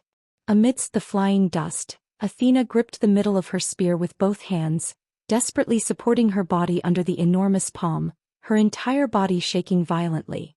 No matter how strong Athena's physical body was, she was only at the supreme god level, and the consecutive battles earlier had nearly exhausted her strength. Facing Vishnu's brute force suppression, she could only be forced to bend her form bit by bit, as dense cracks spread beneath her feet. Willing to die to protect this kid? What relationship do you two have with him? Vishnu looked at Athena struggling under his hand and curiously asked. No relationship. Athena spoke through gritted teeth, her eyes already bloodshot. No relationship, yet protecting him so fiercely? Number 22 walked over from the side, his bloated form looking down at Athena, who was almost pressed into the ground, and seriously said, Olympus has already been destroyed by him. Why don't you two follow me? No, follow my adoptive father from now on. Divine Desire Paradise needs strong individuals like you. Athena gave a cold laugh. Dream on. A hint of coldness appeared in Vishnu's eyes, and the force in his palm became even heavier. Seeing this, Number 22 shook his head helplessly. Why be so stubborn? Once you're dead, everything is over. Besides, my adoptive father is now the only supreme in the world. Following him, you'll have protection in the future. Isn't that good? Athena raised an eyebrow, glancing at Vishnu with disdain. Supreme, is that supposed to be impressive? Hearing this response, Number 22 fell silent. He looked down at Athena with pity, knowing she certainly wouldn't survive today. Ungrateful. Vishnu's killing intent erupted. Just as he was about to slap this woman to death with one palm, Everything around suddenly darkened. Vishnu looked back and saw that at some point, a shade of night had enveloped the entire world. Ink-like darkness flowed beneath their feet, and in an instant, all sounds seemed to disappear. Crack. A slight breaking sound came from the distance. Among the dense tentacle corpses, a pale hand extended from inside a cracked sphere. That hand gripped the hilt of the Kusanagi sword and pulled hard, directly cutting a ferocious gap in the black sphere, with broken starlight scattering in midair. A beautiful woman wearing a star-woven gauze dress, holding the sword in one hand, slowly walked out from the darkness. Her face was somewhat pale, but her eyes seemed to contain countless stars, deep and majestic. Her black hair floated chaotically in the air. As strands of starlight began to shine from the darkness, overwhelming killing intent filled every corner of this space. She stepped on starlight and darkness, like the ruler of the night. Her low voice slowly resonated in the silence. The only supreme, you? I want to see who is truly ungrateful. Looking at this figure, Vishnu's expression immediately turned ugly. Nix, you're actually not dead. Vishnu instinctively looked back at number 22, who immediately shook his head, indicating that he also didn't know Nix was here. I'm not dead. Are you disappointed? Nix spoke calmly, because this way you are no longer the so-called only supreme. Your newly rebuilt confidence is shaken by my existence. A flash of ruthlessness appeared in Vishnu's eyes. The golden giant palm pressing on Athena's head suddenly lifted, clenched into a fist and smashed toward Nyx like a meteor. At this point, with both of their divine realms already destroyed, sitting down for peaceful negotiations was certainly impossible. However, if he could kill Nyx here, he would remain the only supreme being in the world. The golden giant fist tore through the night sky, smashing toward Nyx like a meteor. She unhurriedly raised the Kusanagi sword in her hand, and several strands of starlight intertwined into a blade, instantly slicing across the edge of the giant fist. A gap was torn in the golden divine light and fresh blood sprayed out. The smiling-faced Vishnu painfully withdrew his arm, while the crying-faced Vishnu beside him formed a seal with one hand and pressed down in midair. The surrounding void instantly collapsed and a ferocious face appeared next to Nyx, swallowing her whole. Number 22's eyes lit up, and just as he was about to say something, that face suddenly froze in midair, then silently melted like ice into the darkness below, dissolving into the night. The figure draped in star-woven gauze walked out unharmed, her movement continuing without the slightest pause, as if she were merely taking a casual stroll in her own backyard garden. Seeing this, Vishnu's brows furrowed, his expression extremely grave. It seemed that the Olympian legend was true. Zeus's combat power ranked at the bottom among the three supreme Greek gods, and this typically low-profile matron possessed power far more terrifying than the outside world knew. What's wrong? Is this your limit? Nyx slowly raised her palm, and under the flowing starlight, a star chart appeared before her. Then, it's my turn. In the void, 12 black spheres condensed, almost filling the sky above Vishnu. The moment these spheres appeared, even space itself cracked and moaned. If Lin Chia were here, he would immediately recognize this as the dark night falling that the younger Nyx had used when fighting him before. The difference was that each black sphere now was 3 times larger than before. Seeing this, Vishnu's face visibly darkened. Just then, a voice suddenly appeared in his mind. Oh. Vishnu frowned, light flickering in his eyes, pondering something unknown. The moment these spheres appeared, a sense of mortal danger surged through number 22. Without hesitation, he turned and rushed away from Vishnu, fearing being caught in this attack. At this moment, Vishnu couldn't care about number 22 either. Not daring to be arrogant anymore, his two bodies merged again. With a roar, dazzling divine light howled toward Nyx under the dark night. A deafening boom echoed from beneath the night sky. Number 22 and the chief god beside him desperately fled from the shockwave of the supreme god's battle. But even so, the surging night force still made them cough up several mouthfuls of blood as they tumbled to the ground. The chief god staggered to his feet and was about to run toward the exit when a hand firmly pressed down on his shoulder. He looked back to see number 22 wiping blood from the corner of his mouth, light flickering in his eyes. Holy Master! Aren't we running? The chief god couldn't help asking. Run what? Vishnu has engaged Nyx. As long as we don't get close to their battlefield, we'll be fine. Then, what do you want to do? Number 22 looked back and saw that among the scattered tentacle fragments on the ground, a few tentacles were still slowly writhing. He firmly said, "Follow me." Regardless of whether the chief god was willing or not, Number 22 grabbed his shoulder and dragged him toward the tentacles. They stepped over the bloody remains until they finally stopped in front of the largest tentacle. This tentacle was in a relatively secluded position, which was why it had avoided the trajectory of Lin Chia's sword. Starlight flowed on the surface of the tentacle, emitting a mysterious aura. "Holy Master, are you sure this thing can trade with you?" The chief god looked at the tentacle before him, finding it rather eerie. "Of course it can. Don't you hear the voice?" "Voice. It's communicating with me using my past voice." Number 22 stared intently at the starlight tentacle, his eyes full of fervor. "It says Lin Chia made an exchange with it to obtain the Dark Law. As long as he can endure the rejection between laws, he can become an unprecedentedly powerful chief god." The chief god looked at the tentacle in confusion. "Past voice? I don't hear anything." Number 22 had no intention of explaining to him. He clenched his fists and said solemnly, "Do you know what the only truth I've realized in these years is?" "What?" "In this world, everything is illusory. Only power is the true way." Number 22 seemed to recall something, his breathing becoming heavy. "Without power, you're forever just an object for others to play with, a tool for their pleasure, like a weak kitten. No matter how much it bares its teeth and claws to intimidate humans, it only makes them more excited. To change this, you must grow the sharpest claws and teeth to protect yourself. If you still can't defeat humans, you must hide your weapons and continue to beg them with a wagging tail, waiting until they fall asleep to slit their throats. Only after eating all their flesh and blood and wearing their skin as clothing, can you truly be considered a proper human."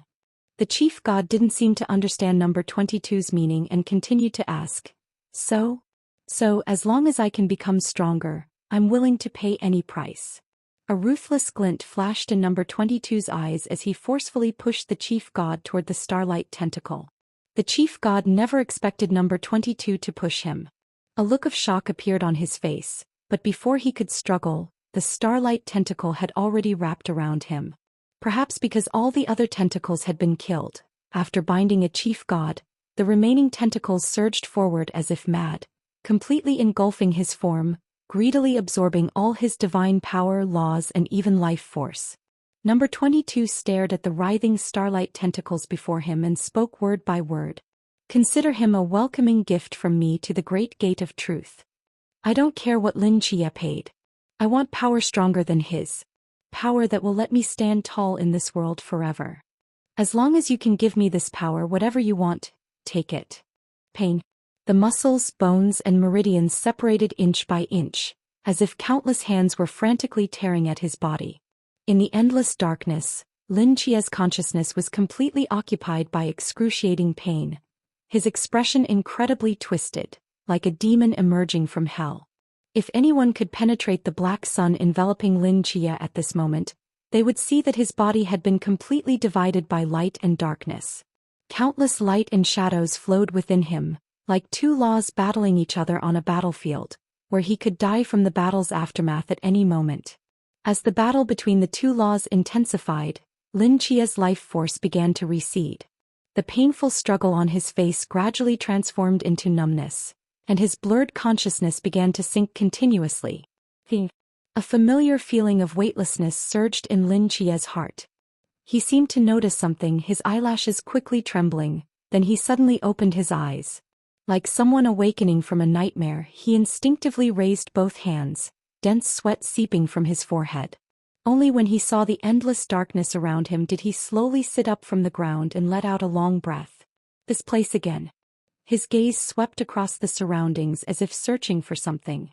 Sure enough, moments later, the figure of a small boy treading on light slowly approached from the distance. "Long time no see," Lin Chia said. "Has it been long?" The boy shrugged. "Perhaps." Lin Chia stood up, his gaze fixed on the boy before him, and slowly spoke. "This time you should tell me something, right?" "What?" "Who are you? Why did you say before that, causeless cause, and predetermined effect, were things that originally belonged to me. What is this place? Before the boy could speak, Lin Chia continued, I know you're going to say I have too many questions. It's fine, let's take them one by one this time, starting with who you are. The boy. The boy looked him over. Don't you want to know how to get back first?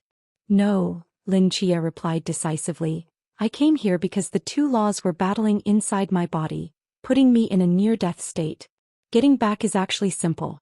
I just need to channel all my divine power into the mortal divine domain.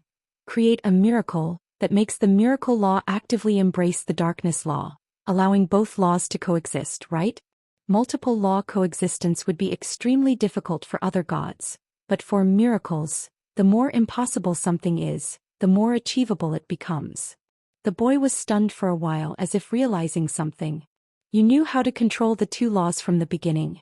You deliberately let them battle inside your body to enter this place. Lin Chia smiled without denying it. It's not easy to see you. I certainly wouldn't miss this opportunity. Lin Chia stared into his eyes. Now can we continue? First question, who are you? In previous visits to this place, even with a belly full of questions, Lin Chia was always inexplicably led by the nose. But this time was different. This meeting was long premeditated, so he naturally took control of the conversation from the start. The boy sighed. I told you I am Lin Chia. You are Lin Chia, then who am I? That's a question for yourself. Can we not speak in riddles? Why not just tell me directly? The boy's expression visibly became serious. He stared at Lin Chia for a moment and said earnestly, I'm not joking with you. Only you know who you are, even I can't tell the difference. Lin Chia couldn't continue with this question, so he asked directly. Last time I was here you said, causeless cause and predetermined effect were my things. Is this related to my identity? The boy thought for a moment. Yes. What's the connection? Isn't this still the previous question? The boy sighed. This question shouldn't be answered by me. If you really want to know part of the truth, why not ask your second covenant? Second covenant? Lin Chia stood frozen. During the Han Dynasty, didn't you already prepare 2 more covenants? The second covenant you established might give you the answers you seek. But the content of my second covenant is... Lin Chia stopped mid-sentence as if realizing something. My identity, is it related to them? The boy neither confirmed nor denied. Then the next question, this place is... You should go now. Before Lin Chia could finish, the boy interrupted him. No, I'm not in a hurry to leave. Answer my third question first. If you don't leave now, not only will your life be in danger, but Nix and the others will also be in peril. Hearing the latter part, Lin Chia's gaze sharpened. He didn't pursue the question further, but immediately channeled his divine power into the mortal divine domain. A golden light spread from beneath his feet. Let's stop here for now. When we meet next time we'll continue. As the golden light flashed, this dark world once again fell into silence. The boy shook his head, looking in a certain direction, murmuring, Next time we meet. Battlefield. Number 22 stood before the writhing starlight tentacles, his eyes full of determination. As if hearing his words, a blood-stained starlight tentacle slowly extended before him. The end of the tentacle continuously encircled his body, as if examining something. Finally, this tentacle stopped in front of his chest. The tentacle's end pointed at his chest, and a voice appeared in number 22's mind. He was startled at first, then his expression became somewhat conflicted. The position the tentacle was pointing to wasn't any organ in his body, but the exposed king's scepter. If the tentacle wanted any of his organs or things like emotions or rationality, number 22 would have agreed without hesitation. But its target was precisely the king's scepter. It's worth noting that his current combat power almost entirely came from this scepter. Losing this scepter would mean becoming useless again, a maggot residing in the body of the god of lust, with extremely limited combat capabilities. But thinking carefully, the scepter was just an external object. If he could trade it for power stronger than Lin Chia's, it seemed quite worthwhile. However, would the tentacle take the scepter and then renege on the deal? After much hesitation, number 22 finally steeled himself, gripped the end of the king's scepter, and forcefully pulled it out from his body. Forget it, let's take a gamble. If you want power, how can you not take risks? The Gate of Truth is something from outside this universe, and it's an entity on the level of the three pillar gods. It surely wouldn't deceive a human just for an artifact, right? With the sound of flesh tearing, the king's scepter was firmly gripped in number 22's hand. A hideous bloody gash ran through his chest, but as his bloated skin continued to writhe, more and more flesh filled in, healing the wound. Number 22 held the blood-stained scepter, took a deep breath, and extended it toward the starlight tentacle. Just as the starlight tentacle was about to take the scepter, a gray shadow flashed like lightning in front of number 22. The next moment his hand was completely empty. Number 22 was stunned. He instinctively turned his head and saw a huge gray-skinned rat holding the king's scepter in its mouth, silently watching him from a distance. With a flash of lightning, the gray-skinned rat gradually stood up, transforming into a figure wearing a gray robe. Dense electric arcs spread around it, and in those blood-colored pupils, a clear one character was visible. Seeing this, number 22's pupils suddenly contracted. "Give me back the scepter," he roared, his bloated form stomping the ground, charging toward Yu-Yi like a ferocious beast with uncoordinated limbs. At the same time, Yu-Yi's demeanor rapidly changed. The one character in his eyes gradually disappeared, and the gray robe was dyed pitch black. As a scar appeared on his forehead, and Qingyu's soul had transferred over from afar. And Qingyu held the king's scepter in one hand with faint mist spreading from beneath his robe. In the haziness, those gray eyes were indifferent and mysterious. A shadow flashed across the ground, and number 22's ferocious face appeared before him. A fist covered with scars and suture threads swung with a howling wind, aiming at Qinyu's face. The wild wind lifted the black robe, and Qinyu narrowed his eyes slightly, gently tilting his head to avoid the strike. The fierce wind from the punch swept through his hair. The next moment his fingertip precisely touched number 22's chest. Boom! A barrel-sized bloody hole exploded out of nowhere. Number 22's bloated body, as if hammered open, violently spat out a mouthful of fresh blood and rolled onto the ground like mud. Blood quickly stained the ground. Number 22 supported himself with both hands, gritting his teeth as he tried to stand up.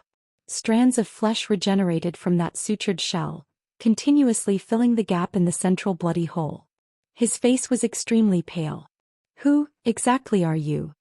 Number 22 stared at Qingyu and asked hoarsely. "Who I am, does it matter?" Qingyu spoke calmly. "I thought getting here wouldn't be difficult for you, but I didn't expect you to nearly be wiped out in the depths of the labyrinth. Divine Desire Paradise, truly a bunch of rabble." Hearing these words, number 22 seemed to understand something, his eyes slightly contracting. "It's you. You were the one who sent us information about the Gate of Truth? You deliberately lured us here?" Number 22's thoughts raced like lightning. Looking at the king's scepter in Qinyu's hand, everything seemed to become clear. "So, there was never any equivalent exchange at the Gate of Truth? You tricked us here just to steal the king's scepter from me? You think too highly of yourself." Qinyu's voice was completely calm. "The king's scepter could be obtained by simply killing you. Even slaughtering the entire Divine Desire Paradise wouldn't be difficult for me." Qinyu's voice contained not a hint of emotion, but to number 22, these words felt like a slap in the face. The contempt inadvertently revealed by the other party ignited number 22, who was already full of anger. His body gradually straightened and a pink divine power halo spread from beneath his feet. "If you were a supreme god, I might tolerate such talk, but you're just a major god, why put on such airs?" Number 22 cursed angrily. From the rib area of his bloated body, a pair of arms suddenly broke out. 4 palms formed a strange hand seal in midair, and countless pink phantom snakes, like intertwining jade fingers, burst from beneath Qinyu's feet. These phantom snakes surrounded Qinyu, constantly flicking their red tongues. However, they didn't make the typical hissing sound of snakes, but rather a series of suggestive moans. Qinyu stood in his black robe amidst the countless phantom snakes, expressionlessly walking outward. Dense pink phantom snakes coiled around his hands and feet, gathering at his ears, constantly licking his earlobes, like a surging ocean engulfing him. Just as number 22 was coldly snorting, a crisp breaking sound came from the sea of snakes. Crack! A gray light flashed through the void and thousands upon thousands of pink phantom snakes suddenly froze, then shattered like glass piece by piece. All the moans turned into shrill screams, lasting only for an instant before disappearing without a trace. A black shadow stepped through the void, instantly appearing before number 22. Number 22's pupils contracted sharply. Just as he was about to retreat, extreme ice froze half of his body, like a half-ice coffin sealing him within. No matter how hard he tried, he couldn't move an inch. This is impossible. As long as one is human, they must have desires. Why weren't you affected? Number 22 saw in Qingyu's dead water-like eyes, and an inexplicable chill seeped from the bottom of his heart. What kind of monster are you? Monster? And Qingyu paused for a moment. You're right. Perhaps I can no longer be considered a complete human. He stood in front of the frozen number 22, a black scalpel falling into his palm. Those eyes continuously examined number 22's body as if analyzing something. Crude suturing techniques. Is this how you invaded the body of the goddess of desire and obtained her power? Under Qingyu's gaze, for some reason, the chill in number 22's heart grew increasingly intense. His demeanor was no longer as tough as before, and his voice carried a hint of pleading. What do you want to do? You can't kill me. If you want to use the king's scepter, I can help you. I'm the only one in this world who can use it. The only one who can use it? And Qingyu's eyebrows slightly raised. The next moment, the scalpel in his palm precisely cut a corner of number 22's heart, slicing off a writhing fragment. Number 22's screams echoed to the heavens. And Qingyu placed this fragment in his palm, carefully examining it for a moment, then rubbed his fingers together, turning it directly into flying ash. Then his palm began to emit an aura identical to that piece of heart. He placed his hand on the king's scepter, and a faint light lit up from the top of the scepter. Now you're not, he said calmly. Boom. Two supreme divine powers collided in succession under the night sky, stars shook and Buddhist light shattered. The massive double-faced Buddha statue fell to the ground like a meteorite, creating a terrifying deep crater on the surface. The shock waves scattered in all directions, reducing the splashing rock fragments to nothingness. Vishnu's body crawled out from the ruins and let out a roar at the beautiful woman treading on the night sky above. But the next moment, a dense rain of starlight swords descended from the heavens, the explosion's rumble completely drowning out his roar. Is this all you have, yet you aspire to be the only supreme one? The star-woven dress swayed gently in the night sky as Nyx looked down at Vishnu, who was submerged in starlight below, speaking coldly. If not for the fallen gods and the departure of the heavenly court, how dare you be so arrogant? Nyx raised her foot and stomped forcefully in midair. A patch of pitch-black night was compressed into a point, then violently exploded, endless darkness completely crushing the earth. Nyx! Vishnu's roar came from below as a pair of enormous golden hands tore open a corner of darkness. Through this gap, one could vaguely see a pieced-together Buddha face, grotesque and terrifying. Just as Nyx was about to strike again, a muffled knocking sound came from afar. Dong! Golden ripples swept across the battlefield, night and Buddhist light suddenly froze in midair. Nyx frowned, and in the next moment, the divine power within her body seemed to lose control, frantically pouring outward, weaving into a surging golden torrent that disappeared into nothingness. A supreme divine artifact? Nyx noticed the loss of divine power and immediately turned her head toward a certain direction. In a patch of hazy gray mist, a black-clothed figure held a golden scepter, and the surging golden torrent was continuously being absorbed into the scepter. Seeking death. A flash of killing intent appeared in Nyx's eyes as her form transformed into a streak of night, rushing rapidly toward the figure holding the king's scepter. At that moment, a hand shrouded in Buddhist light suddenly broke through the night, forcibly intercepting Nyx in midair. Vishnu's form was like a mountain, his two faces alternating in succession. Even though divine power was also flowing from his body into the scepter, he showed no intention of stopping it. Instead, he was determined to block Nyx's advance. What are you trying to do? Nyx asked in a deep voice. If you don't stop that artifact, not just mine, but your divine power will also be drained. Drained? So what? Vishnu sneered. I can't defeat you in direct combat, But if we both lose our divine power, do you think I would fear you? Golden light flowed across Vishnu's skin. The deities of the Indian temple of gods all cultivated their physical bodies. Even without divine power, their combat strength remained terrifying. Nyx's strength mainly came from laws and abilities. If she lost these, her physical strength was no match for Vishnu's. Without divine power, we will both become hunting targets for that Kusystem god. Is that so? Vishnu gave a cold laugh and turned to ask, Key to the door, am I also your hunting target? No, Enchinyu calmly replied. The Kusystem doesn't hunt its own allies. Hearing this, Nyx's heart sank. When did you two form an alliance? Hee. Vishnu chuckled without answering. At the beginning of this divine battle, Vishnu had already heard Enchinyu's voice.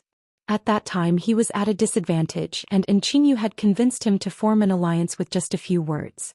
Enchinyu's method was simple. He merely objectively explained the current situation on Earth, including the human supreme Zhou Ping, the black goat, and even the existence of the key to the door, above the river of time. Only then did Vishnu realize that he had been kept in the dark by number 22 all along. The only supreme one? What a joke. Forget about whether he could withstand one strike from Zhou Ping's sword. Just the black goat alone could crush him without any chance of resistance. Between the two major powers of Daxiao and the Kusystem, the so-called divine desire paradise was nothing but a small force that could be uprooted at any time. If he had truly believed number 22's lies, he would inevitably have become divine desire paradise shield, struggling desperately between the two major powers. Rather than that, he might as well directly ally with the obviously stronger Kusystem. At least he wouldn't have to worry about becoming a homeless dog that everyone wanted to beat like before. Allying with a Kusystem god, aren't you afraid of dying without a burial place? Nyx said in a deep voice. What else can I do? Ally with Daxiao? Do you think there's still room for reconciliation between me and Daxiao? Vishnu sneered. My convenient adopted son taught me a lesson. Sometimes appropriate submission can bring greater benefits. Now that the Temple of Gods is destroyed, my situation in this chaos isn't much different from that convenient son's. Even in the worst case, if I lose my divine power and key to the door dares to betray me, I can still forcibly leave this place with my physical strength. Since that's the case, why not give it a try? Hearing this, Nyx knew Vishnu was determined to help the Kusystem. She simply tried to bypass him directly to kill Enchinyu. But Vishnu stuck to her like glue, firmly holding her back without engaging in direct combat, just stalling for time. As more and more divine power flowed into the king's scepter, Nyx's divine power gradually bottomed out.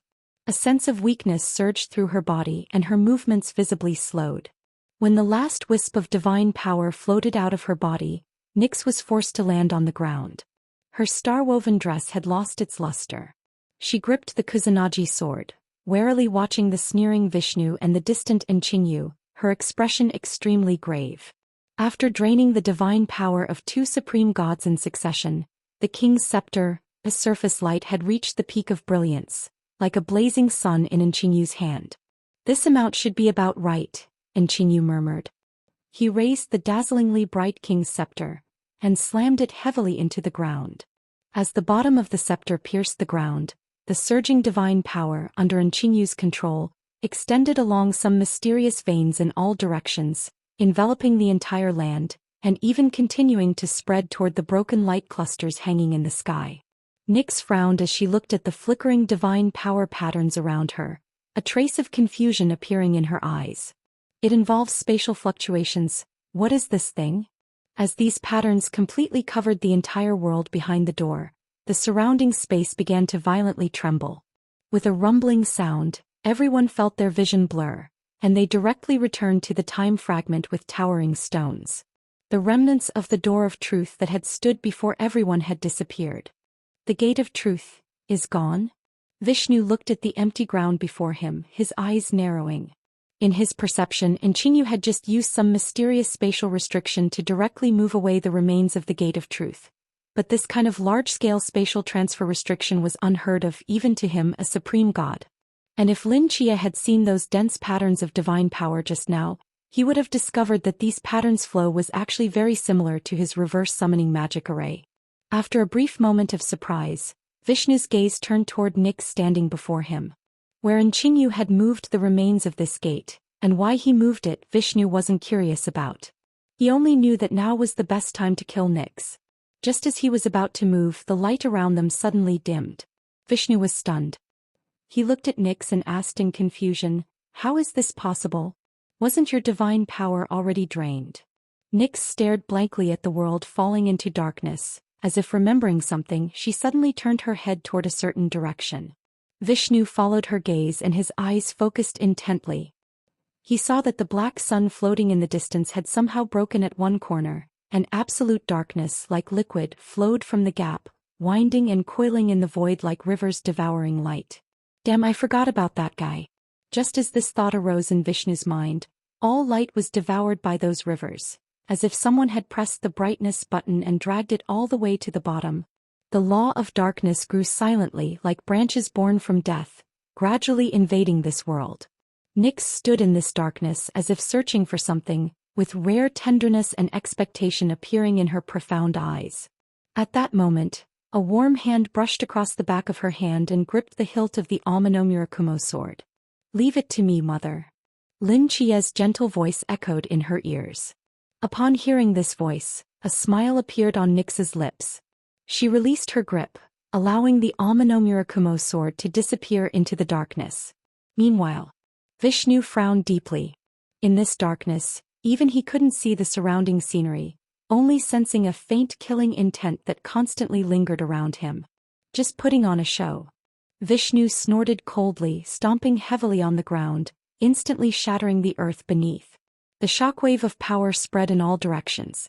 Vishnu closed his eyes tightly, trying to find Lin Chia's location from these spreading waves. Without divine power now, he could only use this most primitive method to locate his enemy. Nothing. Vishnu closed his eyes, about to do something else when suddenly he felt a chill from behind.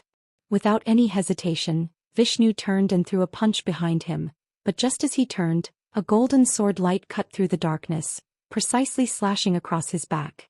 This cut directly broke through Vishnu's flesh, leaving a deep wound that exposed bone. Vishnu roared in anger, twisting his enormous body and crashing like lightning toward the direction the sword light had come from, only to collide with a heavy boulder, his terrifying strength instantly shattering it into countless fragments. The fragments fell to the ground without making any sound, as if a dark quagmire had swallowed their existence. Where exactly is this guy? Darkness and silence simultaneously deprived Vishnu of his sight and hearing. After 2 consecutive attacks without even touching the hem of Lin Chia's clothes, his heart was filled with resentment and anger. Just then a second golden sword light swept out. The appearance of this sword light was equally without warning. Vishnu reacted extremely quickly, raising his arm to intercept in the direction of the sword light. The sword light cut through flesh, leaving a wound on his forearm. Almost simultaneously, Vishnu reached out toward the direction the sword light had come from, wanting to grab Lin Chia directly, but again he grasped at nothing. Vishnu stood frozen in place. Judging from the direction of the sword light, he was certain Lin Chia must have been there, but even though he risked a sword wound to strike, he still couldn't catch him, as if the one wielding the sword wasn't Lin Chia at all, but a ghost without physical form. While Vishnu was distracted, a third sword light thrust toward his heart. Unlike the previous 2 strikes, this sword aimed at Vishnu's vital point. If this sword pierced his heart, even a supreme god couldn't survive. Vishnu didn't see this sword light, but at that moment, a sense of mortal danger surged in his heart. Could he really be killed by that human in this darkness? This thought flashed through his mind. Damn it! From the beginning he should never have agreed to let the key of the gate drain his divine power. Otherwise, how could he have ended up in such a passive situation? He, a supreme god, if truly slain here by a human of main god level with one sword strike, would be too humiliating. A strong survival instinct surged in Vishnu's heart. He desperately moved his body trying to avoid this fatal attack. Just then the sound of metal clashing rang out from behind him. Clang. At the critical moment, a sword deflected the golden sword light, causing it to deviate slightly. The sword light failed to pierce Vishnu's heart, instead piercing his shoulder blade. Pain flashed through Vishnu's mind, but he couldn't care about that now, turning his head to look in a certain direction. In the darkness, A figure wearing a black robe slowly approached. After all, he is an ally I just recruited, he can't die here like this, and Qingyu's voice sounded. Is that so? In the darkness, a ripple appeared out of nowhere. A dazzling light broke through the darkness as if splitting this world apart. A deep red figure holding a long sword stood at the intersection of light and shadow, one eye like burning gold, the other as black as ink. He gazed at Qingyu in the darkness and after a moment spoke again. In that case, this body of yours shall remain here as well. He raised the sword in his hand and slashed through the air. The surrounding darkness seemed to be cut like a canvas, instantly split in two. And Qingyu's form quickly transformed into a dense mist, dissipating from his spot, and when he reappeared he was already at the edge of light and shadow. He gripped the king's scepter, flashing with golden light in one hand and slammed it down heavily, but Lin Chia seemed to have anticipated his move, lightly curling his finger. The next moment, the ground beneath Qingyu instantly melted into a dark quagmire. The king's scepter couldn't strike the ground, but instead sank deep into the bog. Sensing that the scepter felt wrong, Qingyu immediately tried to pull it out from the dark mire, but at that instant, a flash of sword light slashed down toward his head. Qingyu dodged to the side, but the hand that had been holding the scepter was a step too slow and was cut off by the sword light. He frowned and the king's sword, in his other hand, swept behind him, a wave of cold instantly freezing half the sky into blocks. From within the extremely cold ice and snow, a pitch-black human silhouette darted out, instantly transforming into Lin Chia's figure, one hand reaching for the king's scepter. The ability of the king's scepter was very troublesome. Whoever could use it to extract the divine power from the opponent first would essentially secure victory. And Qingyu knew this as well. A burst of blood light suddenly erupted from beneath his ribs, and a grotesque blood hand crawled out from inside his body, also reaching for the end of the scepter. Both hands grabbed opposite sides of the scepter simultaneously. As Qingyu activated the power of the king's scepter, a faint golden light bloomed from the bottom of the scepter. At the same time, a magical light flashed over Lin Chia's body, transforming him back to his original form, with threads of cause and effect quickly wrapping around him. For a moment, the light on the surface of the king's scepter rapidly alternated between brightness and darkness, like a broken light bulb. Lin Chia narrowed his eyes and the cause and effect threads extended directly past the king's scepter, toward Qingyu's body. The latter's gray eyes focused, and his other palm immediately erupted with a deep purple lightning, smashing into the surface of the scepter. Boom! A huge ball of lightning exploded in midair and the king's scepter was blown away by the aftershock, plunging directly into the shattered ground. Lin Chia's figure emerged from the darkness, landing steadily on the ground. And Qingyu, with one arm severed and only one arm and a blood hand barely supporting him, landed somewhat awkwardly on the other side of the battlefield. I was wondering earlier, this maze is so large that even if thousands of people entered they would be separated. None of the dozen or so people from Divine Domain Paradise were encountered, so how was it that number 22 happened to run into Vishnu? Lin Chia slowly spoke. Now it seems this was all your arrangement? Yes, and Qingyu nodded. You engineered the meeting between number 22 and Vishnu. This way Vishnu would inevitably try to hold me back and then you could steal the king's scepter, while also turning Vishnu to your side, appropriating his divine power and that of Nyx, who was trapped behind the door. But there's one thing I still don't understand. Lin Chia stared into his eyes. When did you start following him? Or have you been hiding in this maze all along? The remains of the Gate of Truth are crucial to me, so of course I had to leave some measures to prevent others from getting to it first, and Qingyu calmly replied. What do you want to do with its remains? And Qingyu paused for a moment. Awaken the key to the door, and summon the true Gate of Truth. Hearing this, the coldness in Lin Chia's eyes surged again. He extended his palm and pressed down on the darkness in the air. The next moment, Qingyu felt successive bursts of intense pain from various parts of his body, as if thick rivets were suddenly being driven into him. Looking down, he saw that his shoulders, knees, ankles and palms had been pierced by darkness, his entire body pinned like on a cross. Bone-chilling cold seeped into his body from the wounds, and an unprecedented feeling of weakness washed over him. Lin Chia, holding the Kusanagi sword, emanated two auras of depth and heat from his black and gold pupils, unleashing divine power approaching the supreme level. And Qingyu's expression became extremely grave. He tried to mobilize the divine power within his body but found that most of it was being devoured by the dark rivets driven into him. The divine power he could gather was pitifully small. White frost spread over Qingyu's body. He forcefully twisted, wrenching his frost-covered left shoulder from the rivet that had pinned it. Just as he was about to continue, those golden black eyes appeared before him. The key to the door cannot be revived. This body of yours, I'll take it. A flash of sword light passed before Qingyu's eyes. In the endless darkness, golden light descended from the sky. Light and shadow seemed to be cut by an extremely fine boundary, slicing through Qingyu's pinned body. Light and shadow cast upon that black cross. Qingyu's still struggling form froze, and a line of blood appeared at the interface of light and shadow. His entire body was silently split in two. Dark flames rose from within the bloodline, mercilessly devouring the surrounding flesh.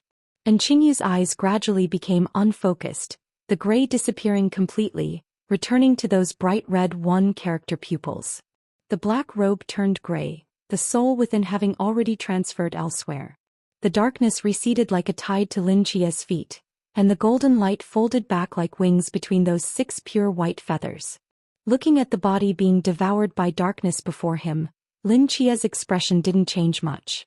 He had long known that Qingyu wouldn't die with this body. To truly kill him, one would have to first eliminate all these artificial divine avatars. Lin Qia put away the Kusanagi sword and walked toward Nyx. Seeing that long-missed face, Nyx's eyes immediately brightened. She lifted her skirt and quickly stepped forward, embracing Lin Qia's shoulders, asking with concern, "How are you? Are you hurt?" "I'm fine, mother," Lin Qia smiled. "I'm not who I was years ago. Now even a supreme god might not be able to harm me." After confirming that Lin Qia was indeed unharmed, Nyx sighed deeply. "Unfortunately, I couldn't stop Vishnu. He got away. You had your divine power drained. There was no need to take risks. We'll kill him face to face next time."